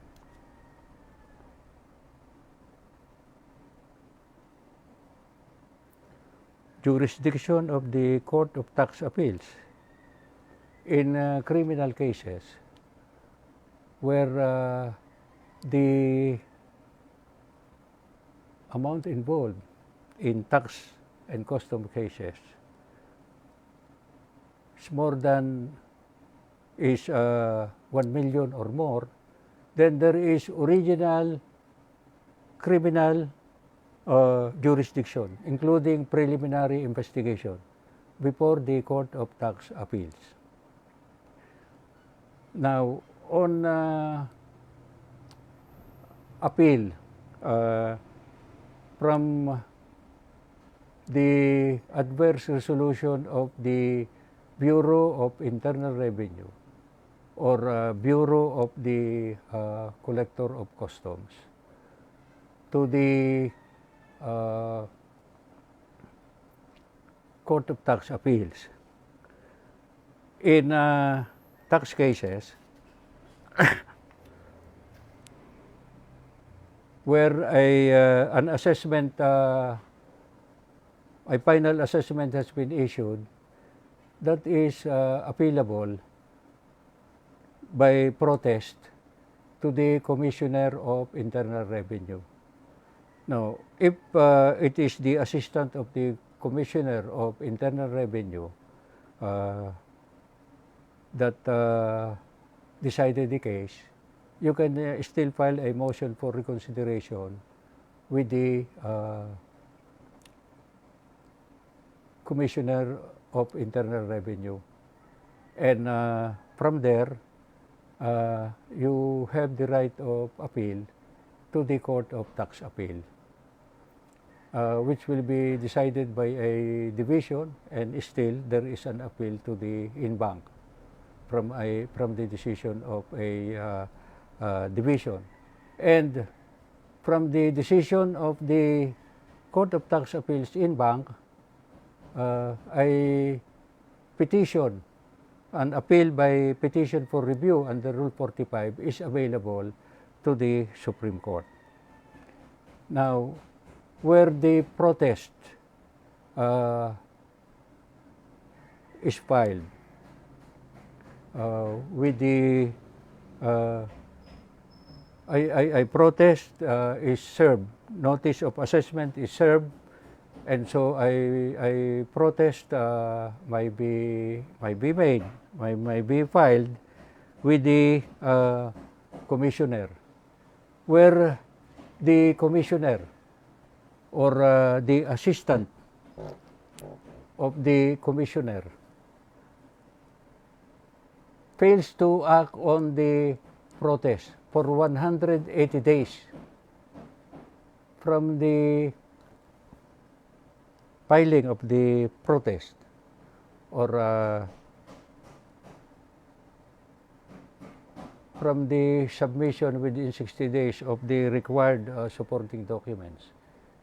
And after the lapse of 180 days, the taxpayer may appeal to the Court of Tax Appeals, or wait for the decision of the commissioner. And even if it is beyond 180 days, then there is an appeal within 15 days to the Court of Tax Appeals. And the procedure in the Court of Tax Appeals is applicable to the procedure in ordinary courts in under Rule 65, and also the rule on appeal, and the petition for review of the adverse resolution of the Court of Tax Appeals to the Supreme Court under Rule 45.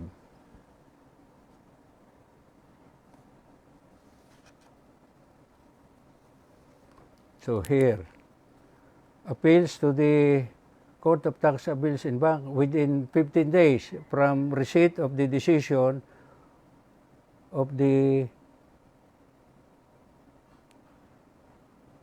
Court of Tax Appeals Division on Civil and Criminal Cases, where an MR was filed and denied. Within 30 days from the decision of Central Board of Assessed Appeal on Real Estate Taxation. And then 15 days from RTC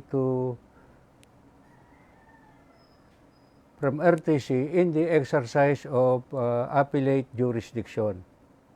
Then appeal from the Court of Tax Appeals to the Supreme Court under Rule 45, 15 days.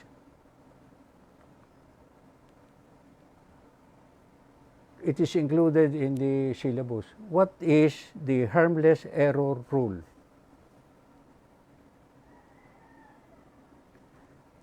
Well, it is an error or defects which does not affect the substantive rights of the accused. However, if there is defiance or malicious refusal to follow an order, that is a ground for dismissal of the appeal. I inherited a case where the appeal was made to the Court of Appeals from an adverse decision of the Regional Trial Court. The appeal was made in time. The appellant's brief was filed in time, but the lawyer failed to inform the court of when the appeal, appellant's brief was filed, because the one who filed the appeal in the procedure in the Court of Appeals is required within 5 days to manifest the receipt of the decision. The lawyer failed to comply with that order. And as you know, it is COVID pandemic. However, the appellee already filed an appellee's brief. So it would have been a harmless error on the part of the counsel for the appellant not to have notified the court of when the other party received the appellant's brief. The Court of Appeals dismissed the case for non-compliance with the rule to inform the Court of Appeals when the other party received the appellant's brief for purposes of counting the period to file the appellant's brief.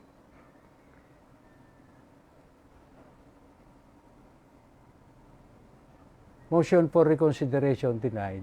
The case was appealed on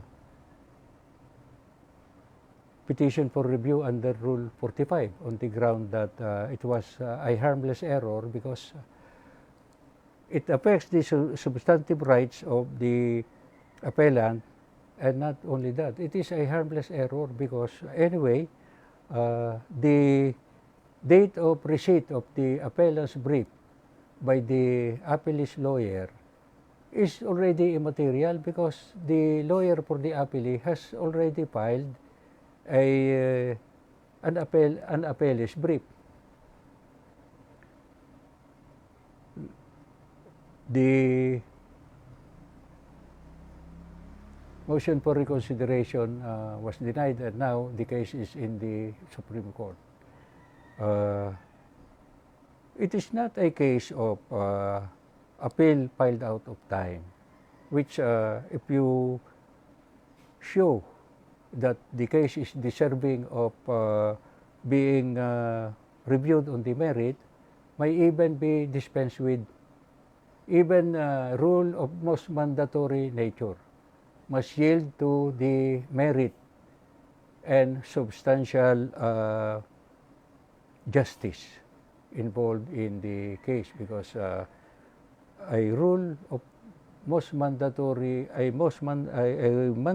rule of procedure may be excused to serve the best interest of justice.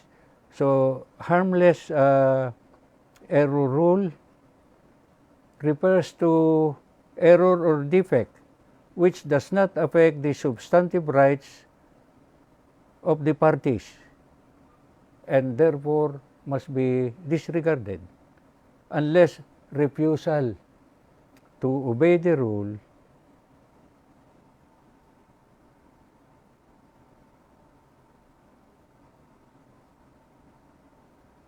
is unreasonable and contrary to substantial justice. And the harmless error rule is applicable in every stage of the proceeding.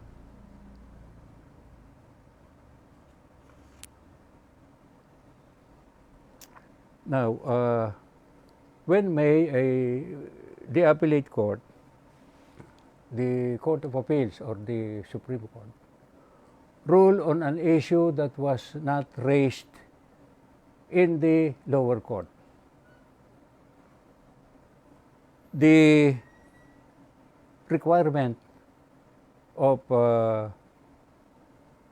exercise of discretionary power of the Supreme Court on high and mighty constitutional issues affecting public interest of transcendental importance to the nation it must be raised at the earliest opportunity. It must be the very less muta presented, meaning that it is the important issue raised in the lower court, and that the constitutional issue, and rather the issue, cannot be resolved without passing upon the high and mighty constitutional issue. These are the requirements. As an exception to serve the best interest of justice, even an issue that has not been raised in the lower court in certain extremely meritorious circumstances may be entertained on appeal. And what are these? Issues involving jurisdiction over the subject matter. And jurisdiction is conferred by law. And so jurisdiction over the subject matter may be raised at any stage of the proceeding. Plain and clerical error, even if not raised below, may be considered. To avoid multiplicity of suits and to serve the best interest of justice. So, in many cases where there is inordinate delay in the proceeding, the Supreme Court may decide to rule on the merit in order to serve the best interest of justice and avoid multiplicity of suit, where it can clearly be decided based on jurisprudence, based on applicable law and jurisprudence. An example, in Subpoena versus De La Rosa, a judge, an RTC judge, enjoined the foreclosure of the extrajudicial foreclosure of real estate mortgage on petition of a junior encumbrancer. And the Supreme Court said that it is a plain error. And where the law violated is basic and fundamental, it constitutes grave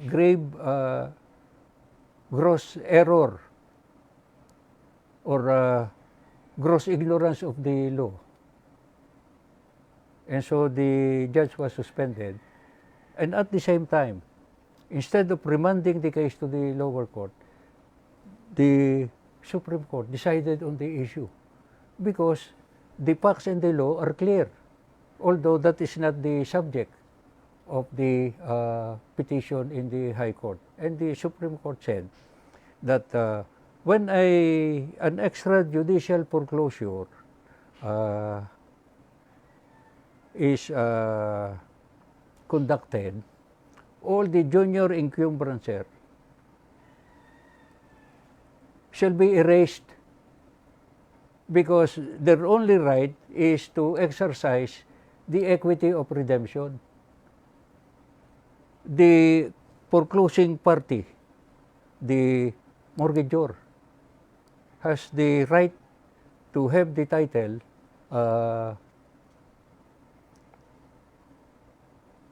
registered in its name, and all the junior encumbrancer, like writ of attachment, are subordinate to the right of the mortgagor because their only right is to exercise the equity of redemption. That is, a junior encumbrancer, holder of an attachment or a levy, may exercise the right of redemption by paying the winning party. And other than that, the winning party is entitled to have issuance of a title without carrying over the annotations of the junior encumbrancer. So that is the rule now being followed by all the Register of Deeds, following that decision in Subpoena versus De La Rosa.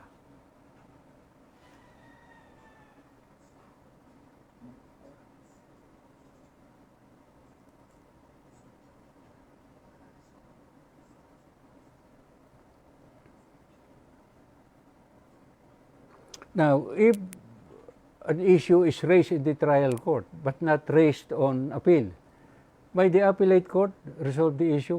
The answer is yes, because the facts are already there in the evidence. And so that is within the discretionary power of the appellate court to decide. And I came across a decision where a change of jury may be allowed on appeal, where the facts and the law are applicable under the new theory. So the theory of the case may even be altered or modified on appeal,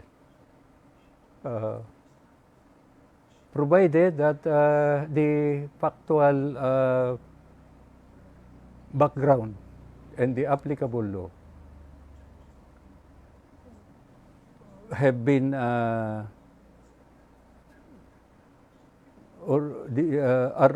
available on appeal. Now, an issue that is not raised in the appeal may be considered if it is intertwined or closely related to the issue raised on appeal. Catholic Bishop of Balanga versus CA. Now, appeal in capital offenses. Jurisdiction of the appellate jurisdiction in capital offenses.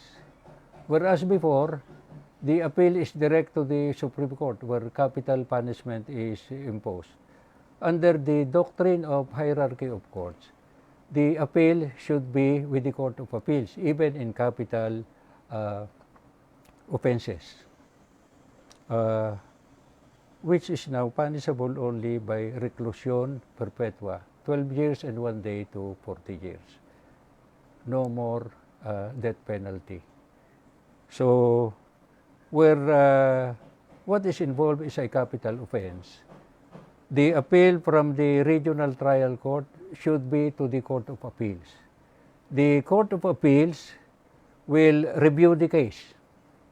Where the Court of Appeals finds that the appellant should be acquitted, the Court of Appeals shall render a decision of acquittal and remand the case for execution to the Court of Origin.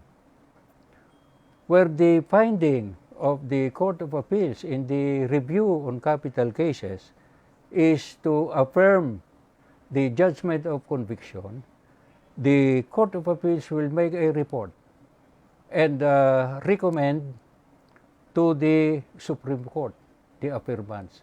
And it is up to the Supreme Court to decide what to do, whether to acquit or to affirm.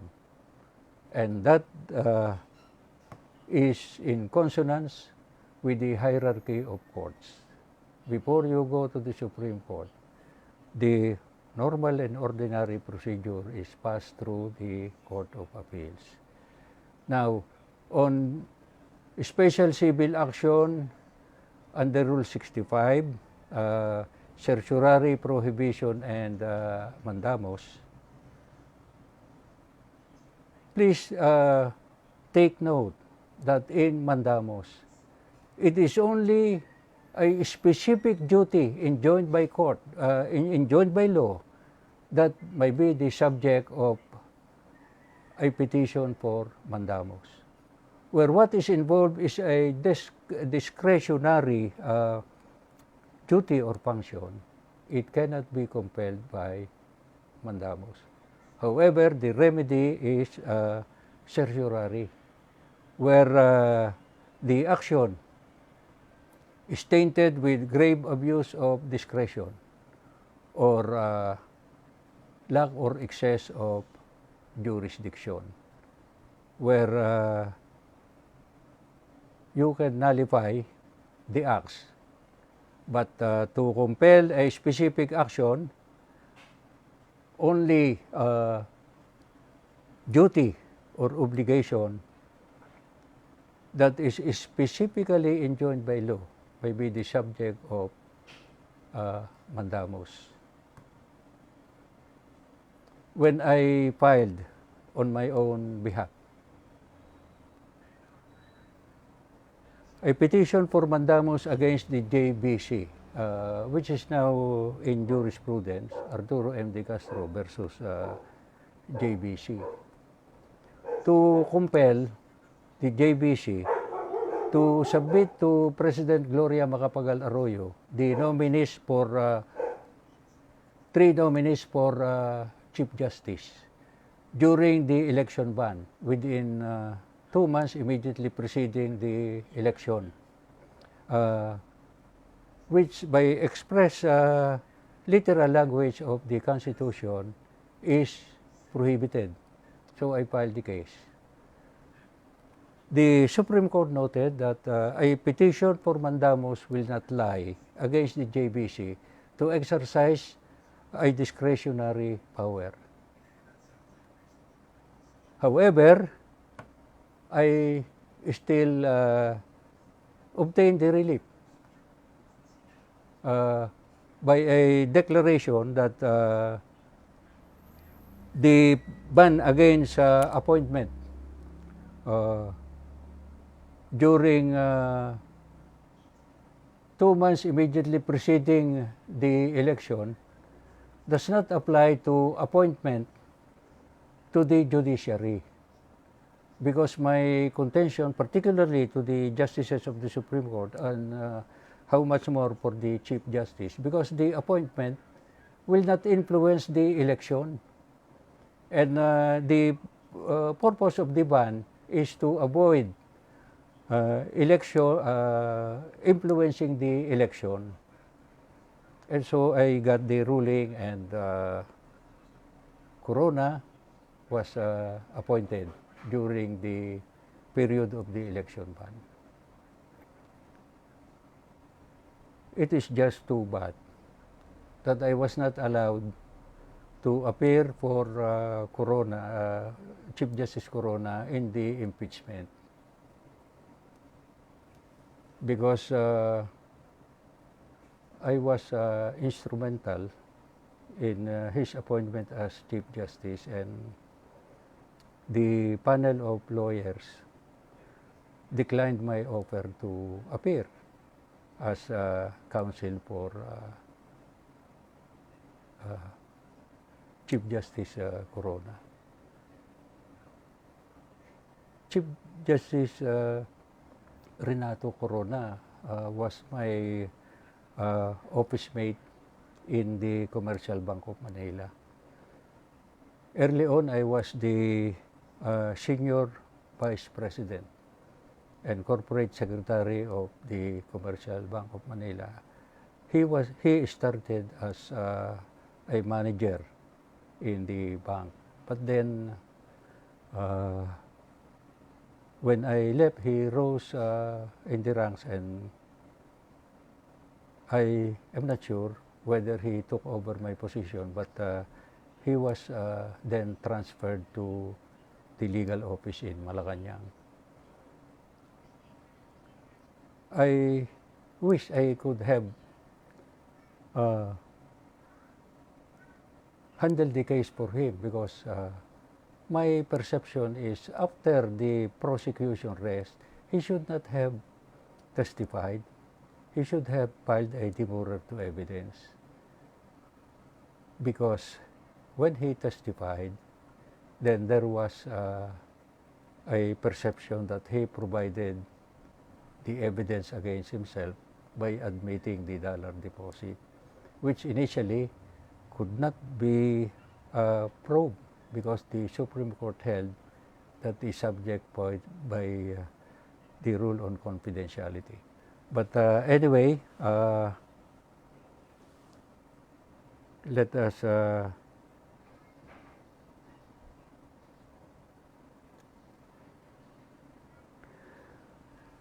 procedure in the Supreme Court,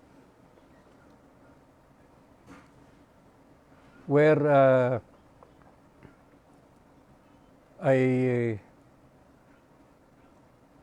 case is decided by a division, it is not appealable to the in-bank. But there are grounds allowed to file a second motion for reconsideration and to request that it be heard by the Supreme Court in bank. One ground is where there are conflicting decisions among the divisions of the Supreme Court. It is only the in-bank that can reconcile and harmonize which is the correct decision of the two conflicting decisions rendered by the different divisions. And another is where, for example, the subject matter is of great economic value, then it deserves the attention of the Supreme Court in bank.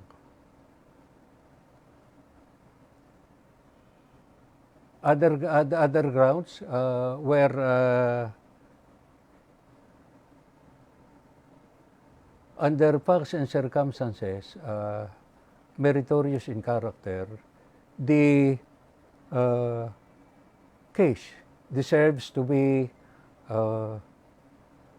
reviewed by the Supreme Court in bank. The only problem is the motion, the second motion for reconsideration usually is left to the same division that rendered the decision to decide whether to elevate to the in-bank or not. So your case might just be killed in the division without reaching the in-bank, because I do not know.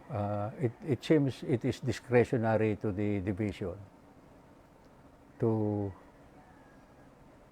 elevate the case to the in-bank. I tried even on the first motion for reconsideration to bring the case to the in-bank because of conflicting decisions. That the decision in the case that I am handling is contrary to other decisions rendered by the Supreme Court.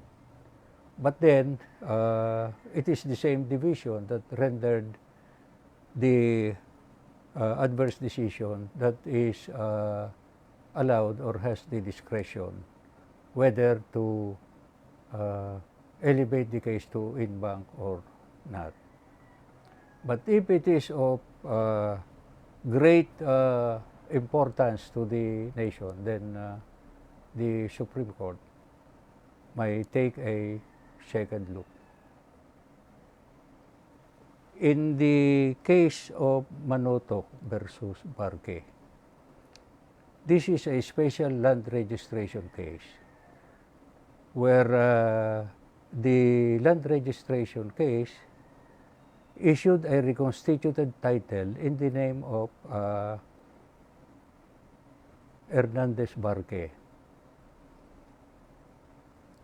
against the title of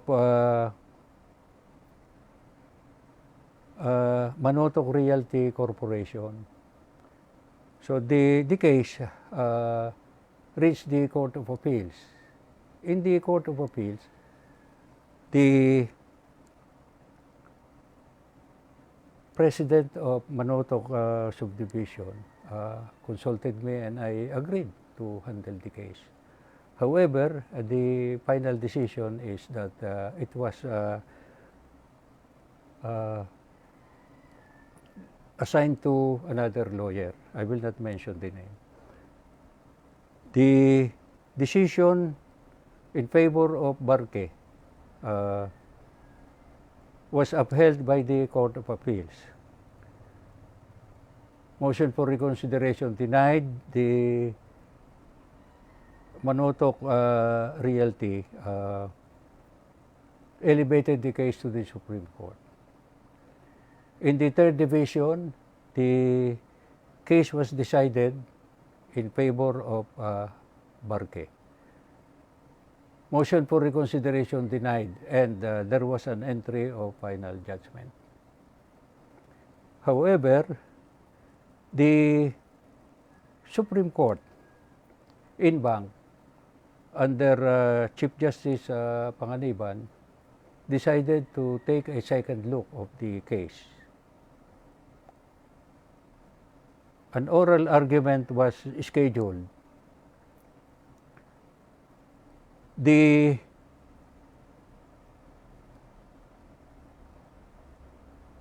group of Barque, whose lawyer was my compadre, came to me and asked me to represent them and argue the case before the Supreme Court orally. But I cannot do that. Not only because I was scheduled to go abroad at that time, I was consulted previously by the Manotok Realty Corporation. So I cannot, although later on, I was approached again to handle the case, but this time I cannot help them anymore because I was consulted by the other party based on conflict of interest, and they even asked the permission of Justice Feliciano, who was representing them at that time, whether I can be a collaborating counsel, and Justice Feliciano agreed that I may collaborate because I work as his assistant in CSIP Salazar. But I cannot collaborate because of conflict of interest. So what happened was that after the oral argument, the Supreme Court referred the case for hearing to the Court of Appeals on the issue of which of the two titles, the title of Barque as against the title of Manotok, have a trace back to the original decree of registration, because the established jurisprudence is where there are two titles. The validity may be determined first under the first to file rule. So the earlier resolution or the earlier title has will prevail over the latest title. So that is the first to file rule.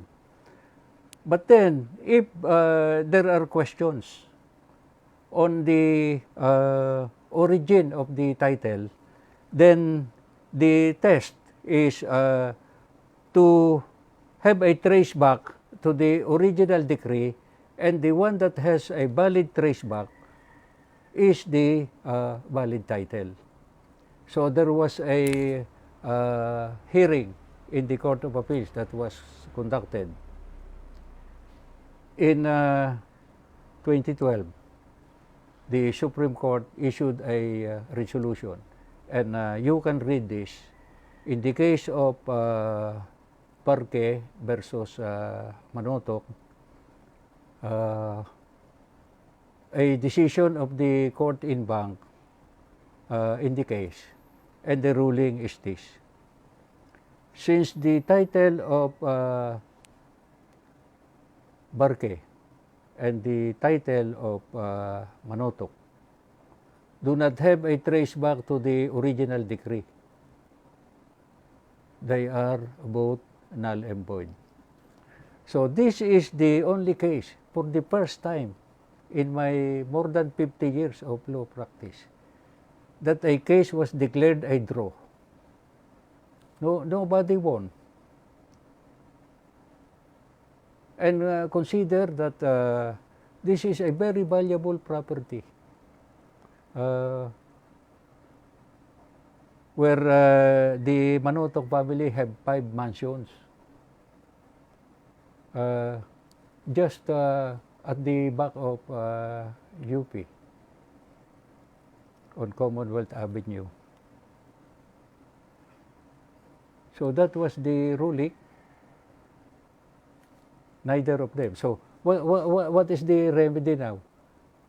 Then who can perfect the title will be the owner, because neither one is confirmed to have a valid title. But then what will come into play is who is in actual possession. And in the recent amendments during the towards the end of the Duterte administration, the period of possession adverse to the whole world, against the whole world, was reduced from 30 days to 20 days. And I do not know what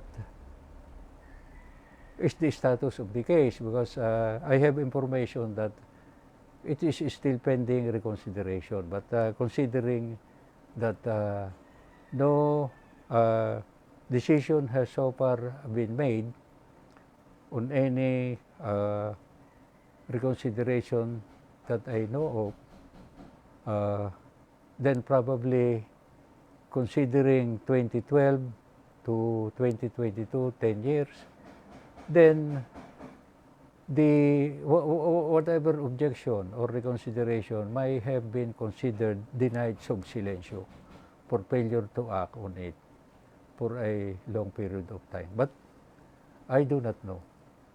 The last say is with the Supreme Court. But you can read the decision, and if it is subject to a motion for reconsideration, I am not aware of the status.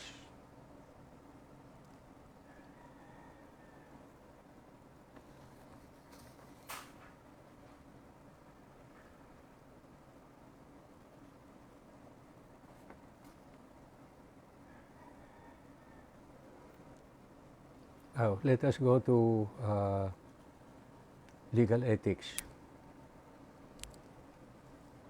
In practically most of the bar examinations, the examinee is asked to state or recite the lawyer's oath, because the lawyer's oath contains the manifold duties of a lawyer to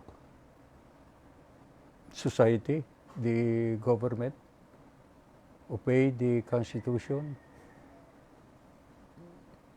and the orders of the duly constituted authorities. The duty to the client, the duty to the profession, never to sue upon groundless or unlawful suit. The duty to the court, and the duty to the profession, the fellow practitioners. So please memorize the lawyer's oath.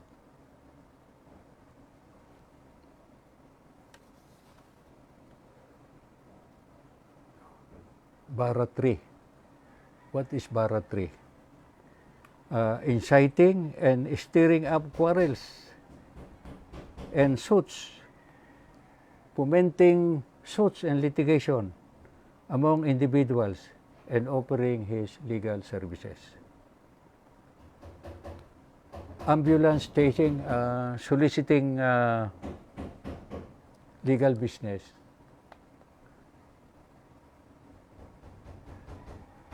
It is unethical for a lawyer to engage agents to solicit legal business and pay a portion to the soliciting agents.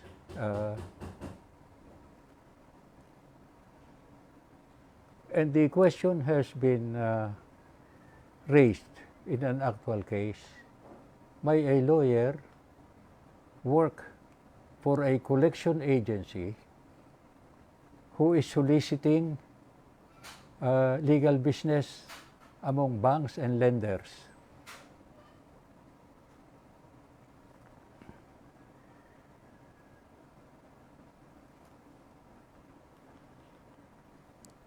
It is unethical for a lawyer to work for a collection agency who is soliciting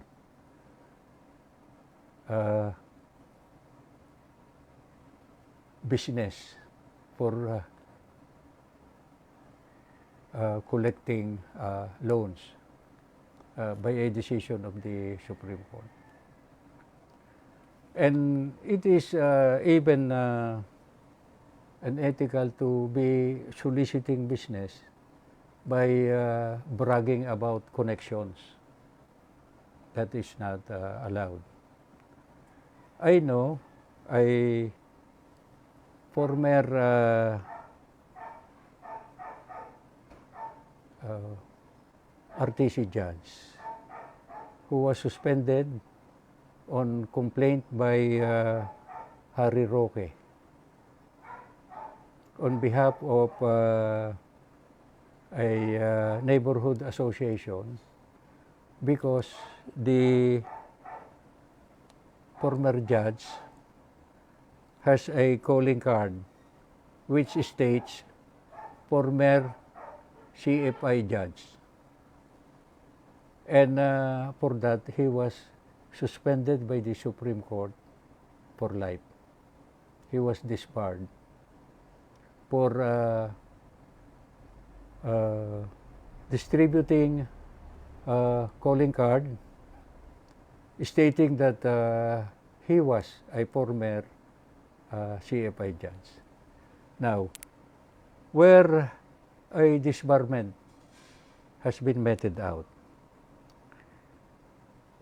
there is a remedy for a disbarred lawyer to be reinstated with his license. If he make amends for his mistakes, and if he has shown that he has been morally rehabilitated. An example is siring children out of wedlock. Oh, no. With another woman while married. If the disbarred lawyer will show that he supported the illegitimate children, sent them to school, gave them proper support and education, and he has led a moral life, he has joined the Cursillo movement, and he became a member, let us say, Knight of Columbus, and he can prove to the Supreme Court that he has been morally rehabilitated. He can be reinstated in the practice of law. There used to be a distinction between gross immorality and simple immorality, but I believe that such distinction has been erased now. Maybe during the time of Justice Fernando, where justices I knew then were engaging in immorality, and they were not available. They were not ethically liable because what was committed was only simple immorality. where an RTC judge has been removed for immorality, being married, maintaining a mistress, and the judge is removed from service with forfeiture of benefits, like retirement benefits, SSS benefits. Under the civil code, where conjugal partnership of gain is the property relationship between the judge and the wife, is it not unjust, oppressive, and violation of due process and deprivation of property rights of the wife to forfeit all the benefits earned by the errant judge who is separated from the service for maintaining a mistress? Because the forfeiture should apply only to the share in the conjugal partnership of gains of the errant husband. In the case of Judge Calanog of Quezon City, the family, the legitimate family, were allowed by the Supreme Court to get one half of the retirement pay, retirement benefits of the dismissed judge, on the ground that the forfeiture would be grossly unjust to the innocent spouse. So I believe that that is a just and valid claim.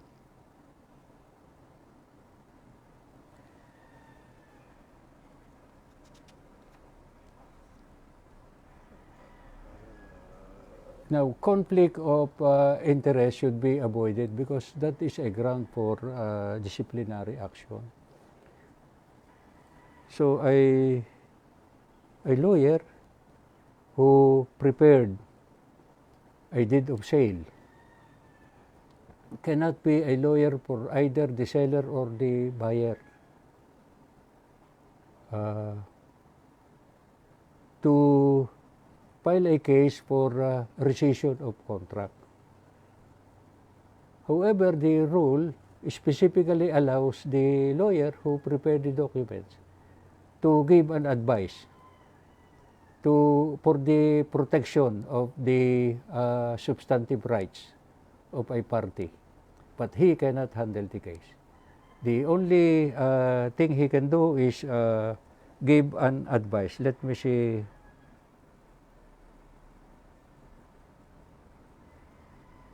Bautista versus Barrios, Administrative Case 258, December 21, 1963. He can give legal advice only to the extent necessary to safeguard the rights of the parties. That's the only thing that he can do. And a lawyer cannot work for a collection agency that solicits legal business to collect loans. And that is the case of Santiago versus Rapanal.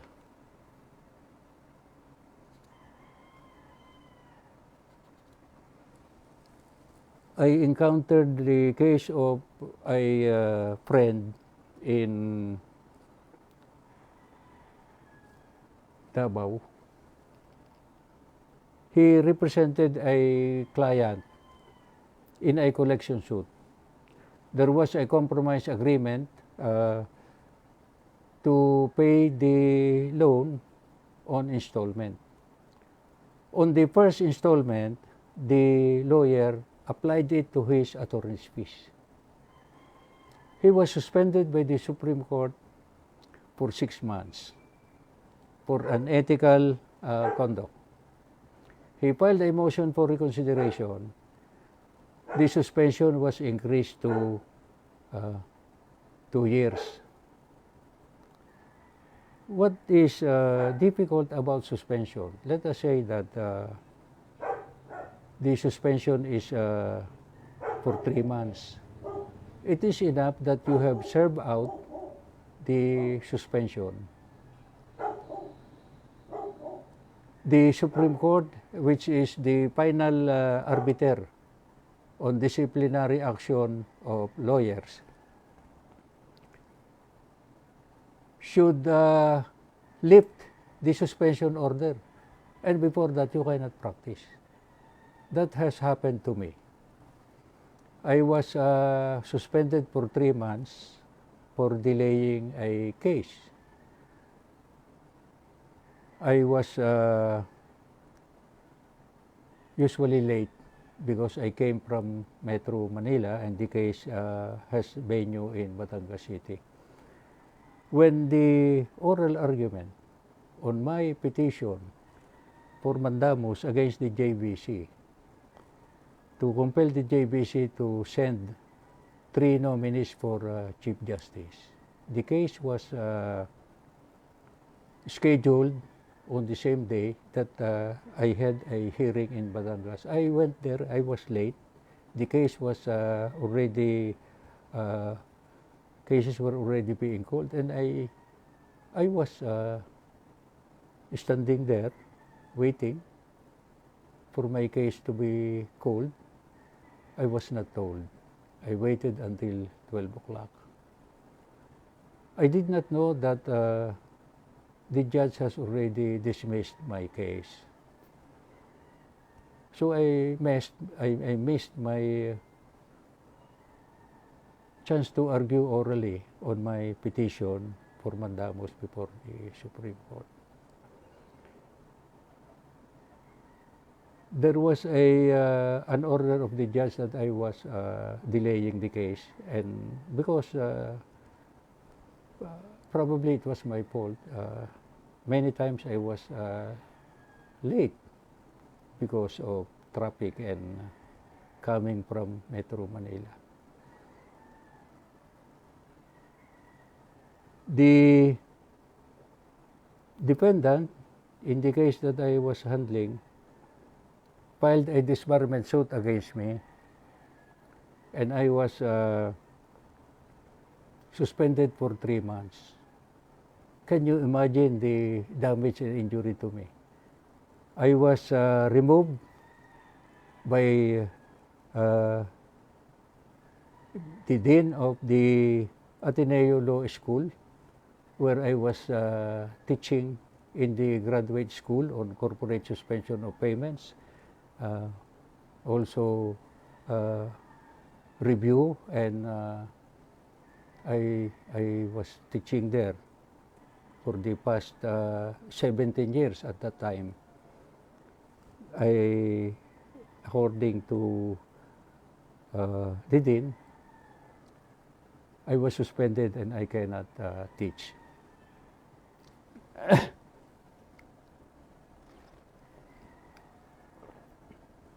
I cannot practice until the suspension was lifted. So I waited for the Supreme Court to either lift my suspension or reconsider the judgment of suspension. Luckily, the judgment of suspension, instead of being lifted, was reconsidered, and I was given admonition to be more circumspect.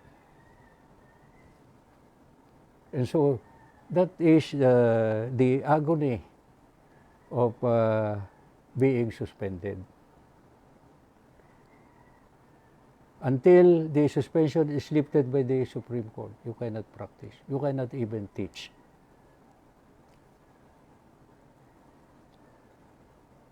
I was lucky that my suspension was reconsidered by the Supreme Court. And in the internet, I saw many posts, even when I was already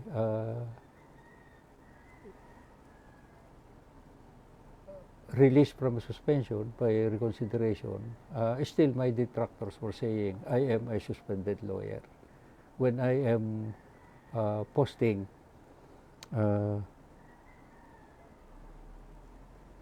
opinions on current legal events.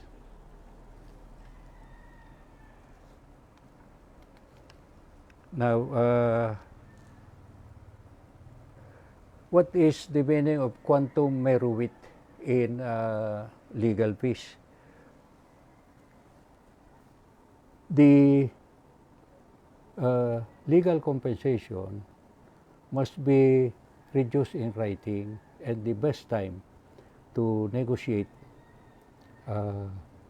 a contract for legal services is at the beginning, so that if you cannot agree, then you can refuse. However, you cannot refuse to render a case to an indigent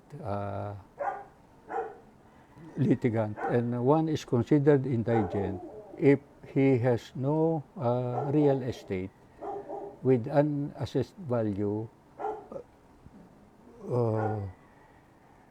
not more than 300,000. Now, can a lawyer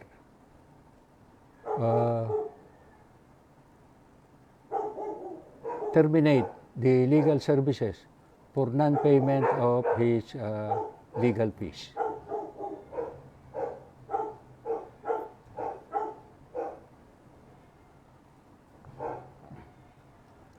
Delay no man for money or malice.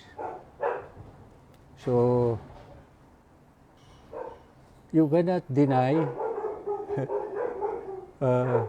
legal services that you have accepted because you are not being paid. But if the refusal to pay is contumacious, then a lawyer may refuse to render further assistance, but he has to get permission of the court to be relieved of further responsibilities. But in the meantime, you cannot abandon the cause of the client. And normally, you cannot withdraw unless there is a written conformity, unless you have valid grounds, like lack of communication and other valid grounds. But to be relieved of further responsibility, you have to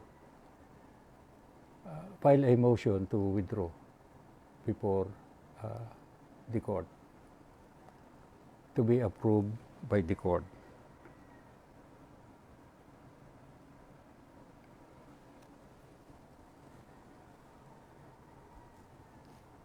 The authority of a government official, aside from those who are allowed by the Constitution, congressmen, senators, an ordinary public officer who is a lawyer, as a general rule, cannot practice, but on isolated transaction, with the consent of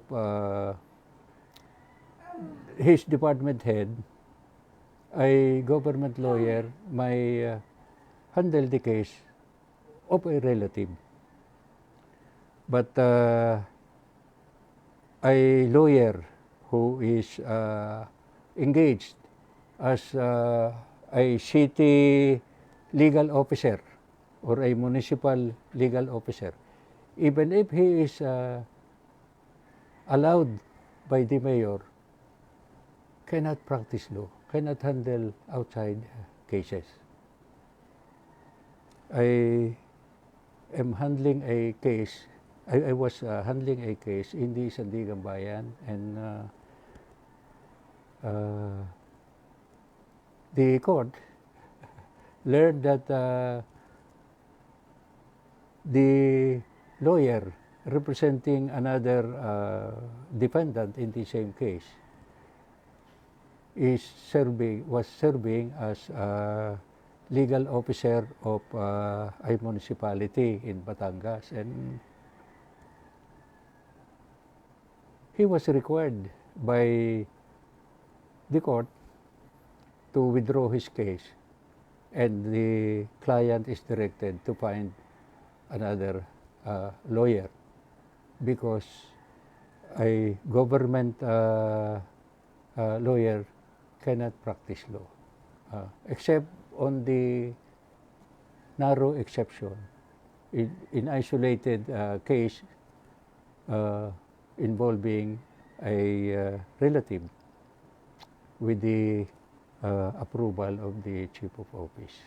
Now, what is controversial is whether the government may engage the services of a private lawyer and paid the latter with government funds. This was involved in the case of co-warranto case of former Chief Justice Lourdes Sereno. As a private lawyer in the Piatco cases, she received a sizable amount of money from the government. The Court of Appeals initially allowed the payment of legal fees by the Office of the Solicitor General. Later on,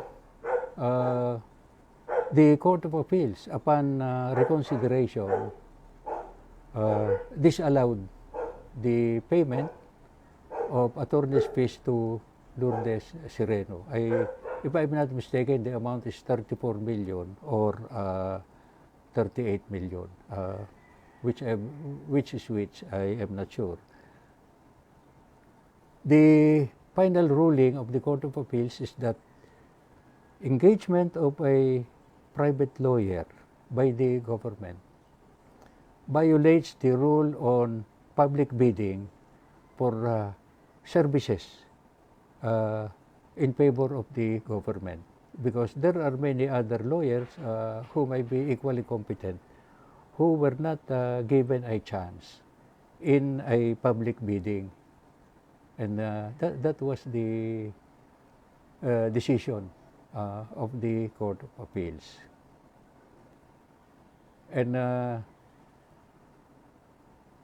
drawing from such decision, a private lawyer cannot be paid with government funds. Under the Constitution, public funds may be disbursed only for public purpose, pursuant to law enacted by Congress. There is a controversial question on that because the BSP is allowed under its charter to engage a private lawyer. And I went to the Supreme Court to question that, to question the constitutionality of the charter of the new BSP, under the new BSP law, allowing the bank, the central bank, to engage the services of private counsel. Under the circulars of the COA, the government may be allowed to engage the services of private counsel and to pay legal fees to private counsel only where there are no available lawyers in the government who can handle the case, and because of special qualifications and expertise, there is a necessity to engage the services of a private lawyer. That is the only exception. And there is a case where the municipality in Rizal, who is supposed to be represented by the provincial fiscal in a case, engaged the services of a private lawyer because there was no provincial fiscal to represent him, and that was allowed under the COA circular based on absolute necessity. So the engagement of a private lawyer is still up for decision in the Supreme Court on a direct attack on the constitutionality of the BSP law, where in the news report, more than 5 billion has been disbursed by the BSP in payment of private lawyers. Many private lawyers, not only one.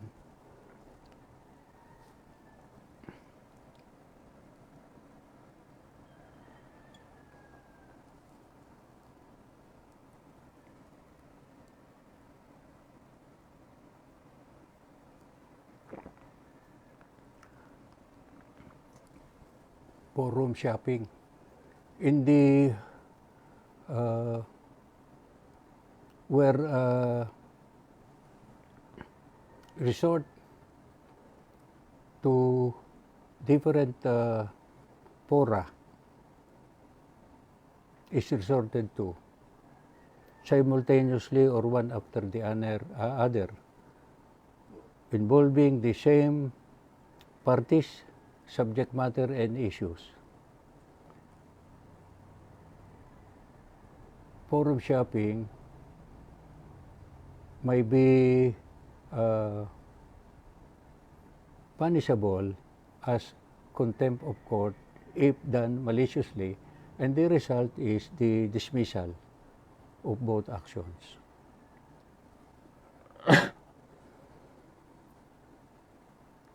In the administrative case against public officials, there is a Supreme Court circular that disbarment is impliedly instituted, and disbarment, if warranted, should be included in the decision in the administrative investigation against a public official who is a lawyer.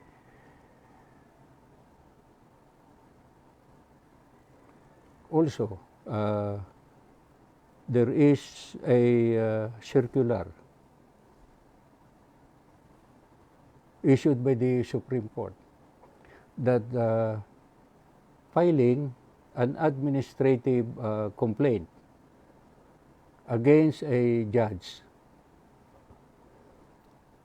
without valid ground is an act of contempt or punishable by contempt if done with malice, malicious intent.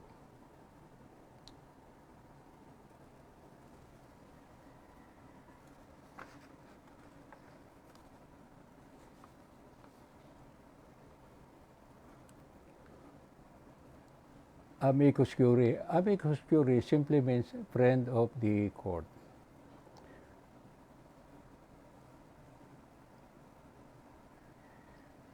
When I was a younger lawyer, I was working together with Senator Ambrosio Padilla on several high-profile cases, and we,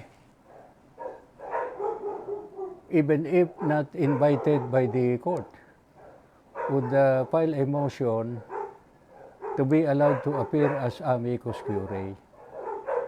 And it is discretionary to the court whether to accept us or not. But in the past, my appearance was accepted by the Supreme Court, and I was allowed to argue or to at least file a legal memorandum. For example, in the snap election cases, I was not invited, but I was authorized to appear as a voluntary amicus curiae, and in many other cases. Now, in the case of ABS-CBN, cancellation of franchise that went up to the Supreme Court, I filed a motion to be admitted, or to be invited, or to be allowed to appear as amicus curiae, because I made a special study of the corporation law and the Securities Regulation Act, which I am teaching in the review and in the regular course in the law schools. The Supreme Court did not allow me, did not admit me as amicus curiae. So that is discretionary upon the court. And as a general rule, it is upon invitation. But you may move to appear as voluntary amicus curiae, meaning friend of the court, subject to the discretion of the court. What is the meaning of amicus curiae par excellence?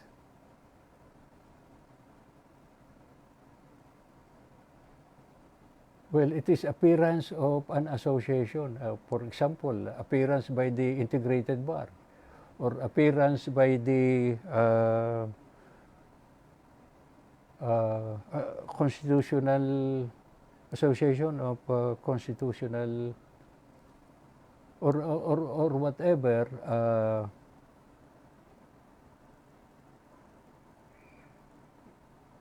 association, legal association, appearing as amicus curiae. A lawyer may be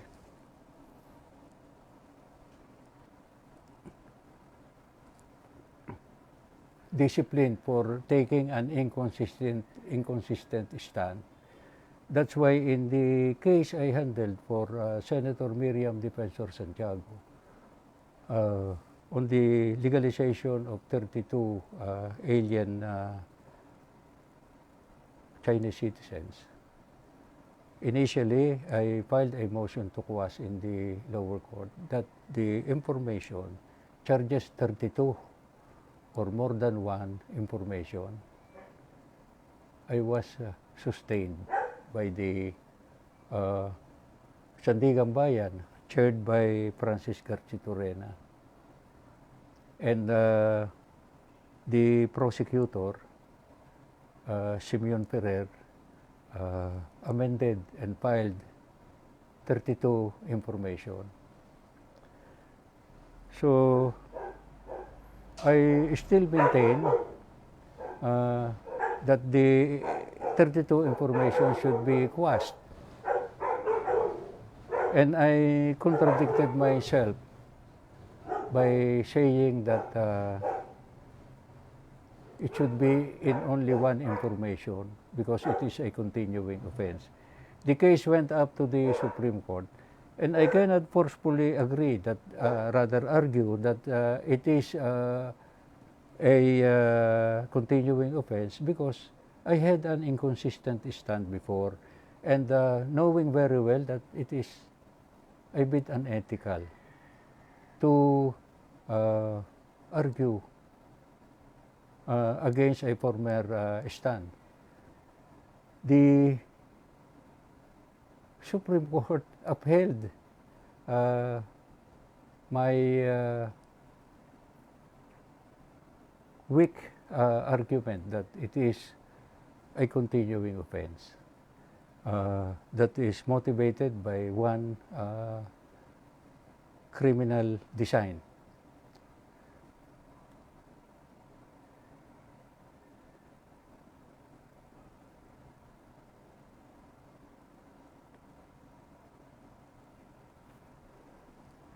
Now, double jeopardy does not apply in disbarment. Why? Because disbarment is so generis. It is a class by itself, and it is neither criminal nor civil, where even prejudicial question would be applicable.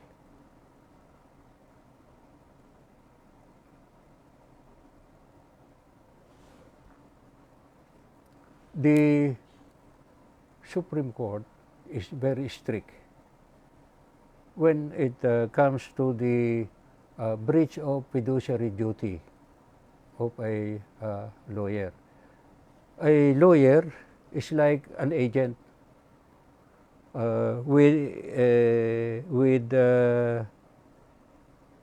imbued with highly fiduciary duty. And under Article 1491 of the Civil Code, a lawyer cannot acquire property in litigation, subject to two exceptions. One, in case of contingent fee arrangement, where a poor litigant may avail of contingency fee arrangement to pay a portion of the property recovered or sum of money recovered. And the other exception laid down by jurisprudence is where the case is already terminated, then the lawyer may buy the subject matter of the property once it is already terminated.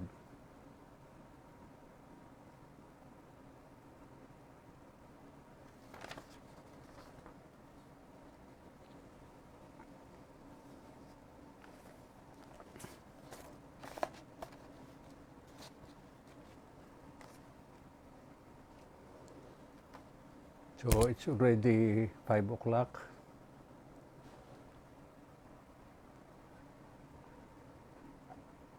My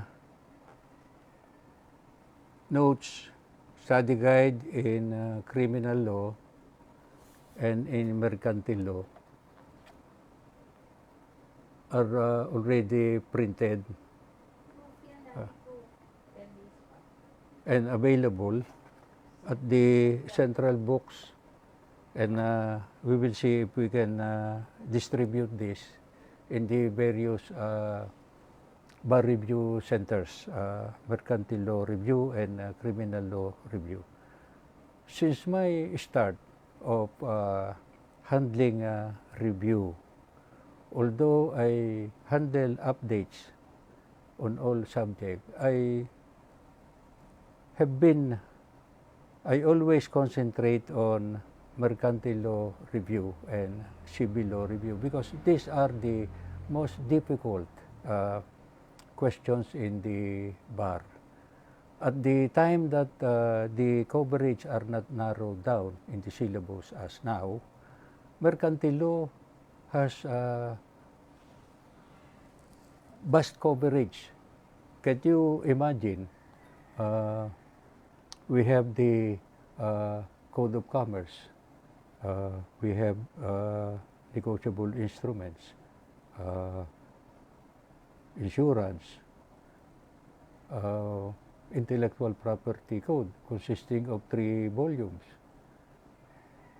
So, mercantile law, which were scheduled before on the 3rd Sunday, is given when most of the examinees are already tired.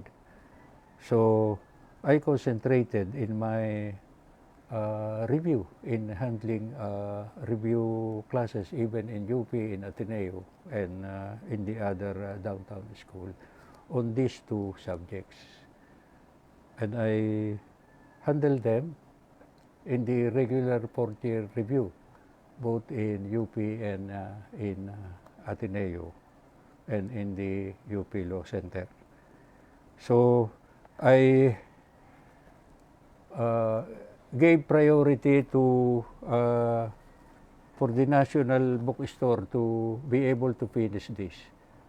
And with all the cases that I am handling now, I doubt if I can still catch up with the November bar examination for the other subjects. But I am going to give a lecture next time, next Saturday, on political law and labor. I have the materials prepared in outline form for this, but I doubt if I can still make publication other than mercantile and criminal law. So I will have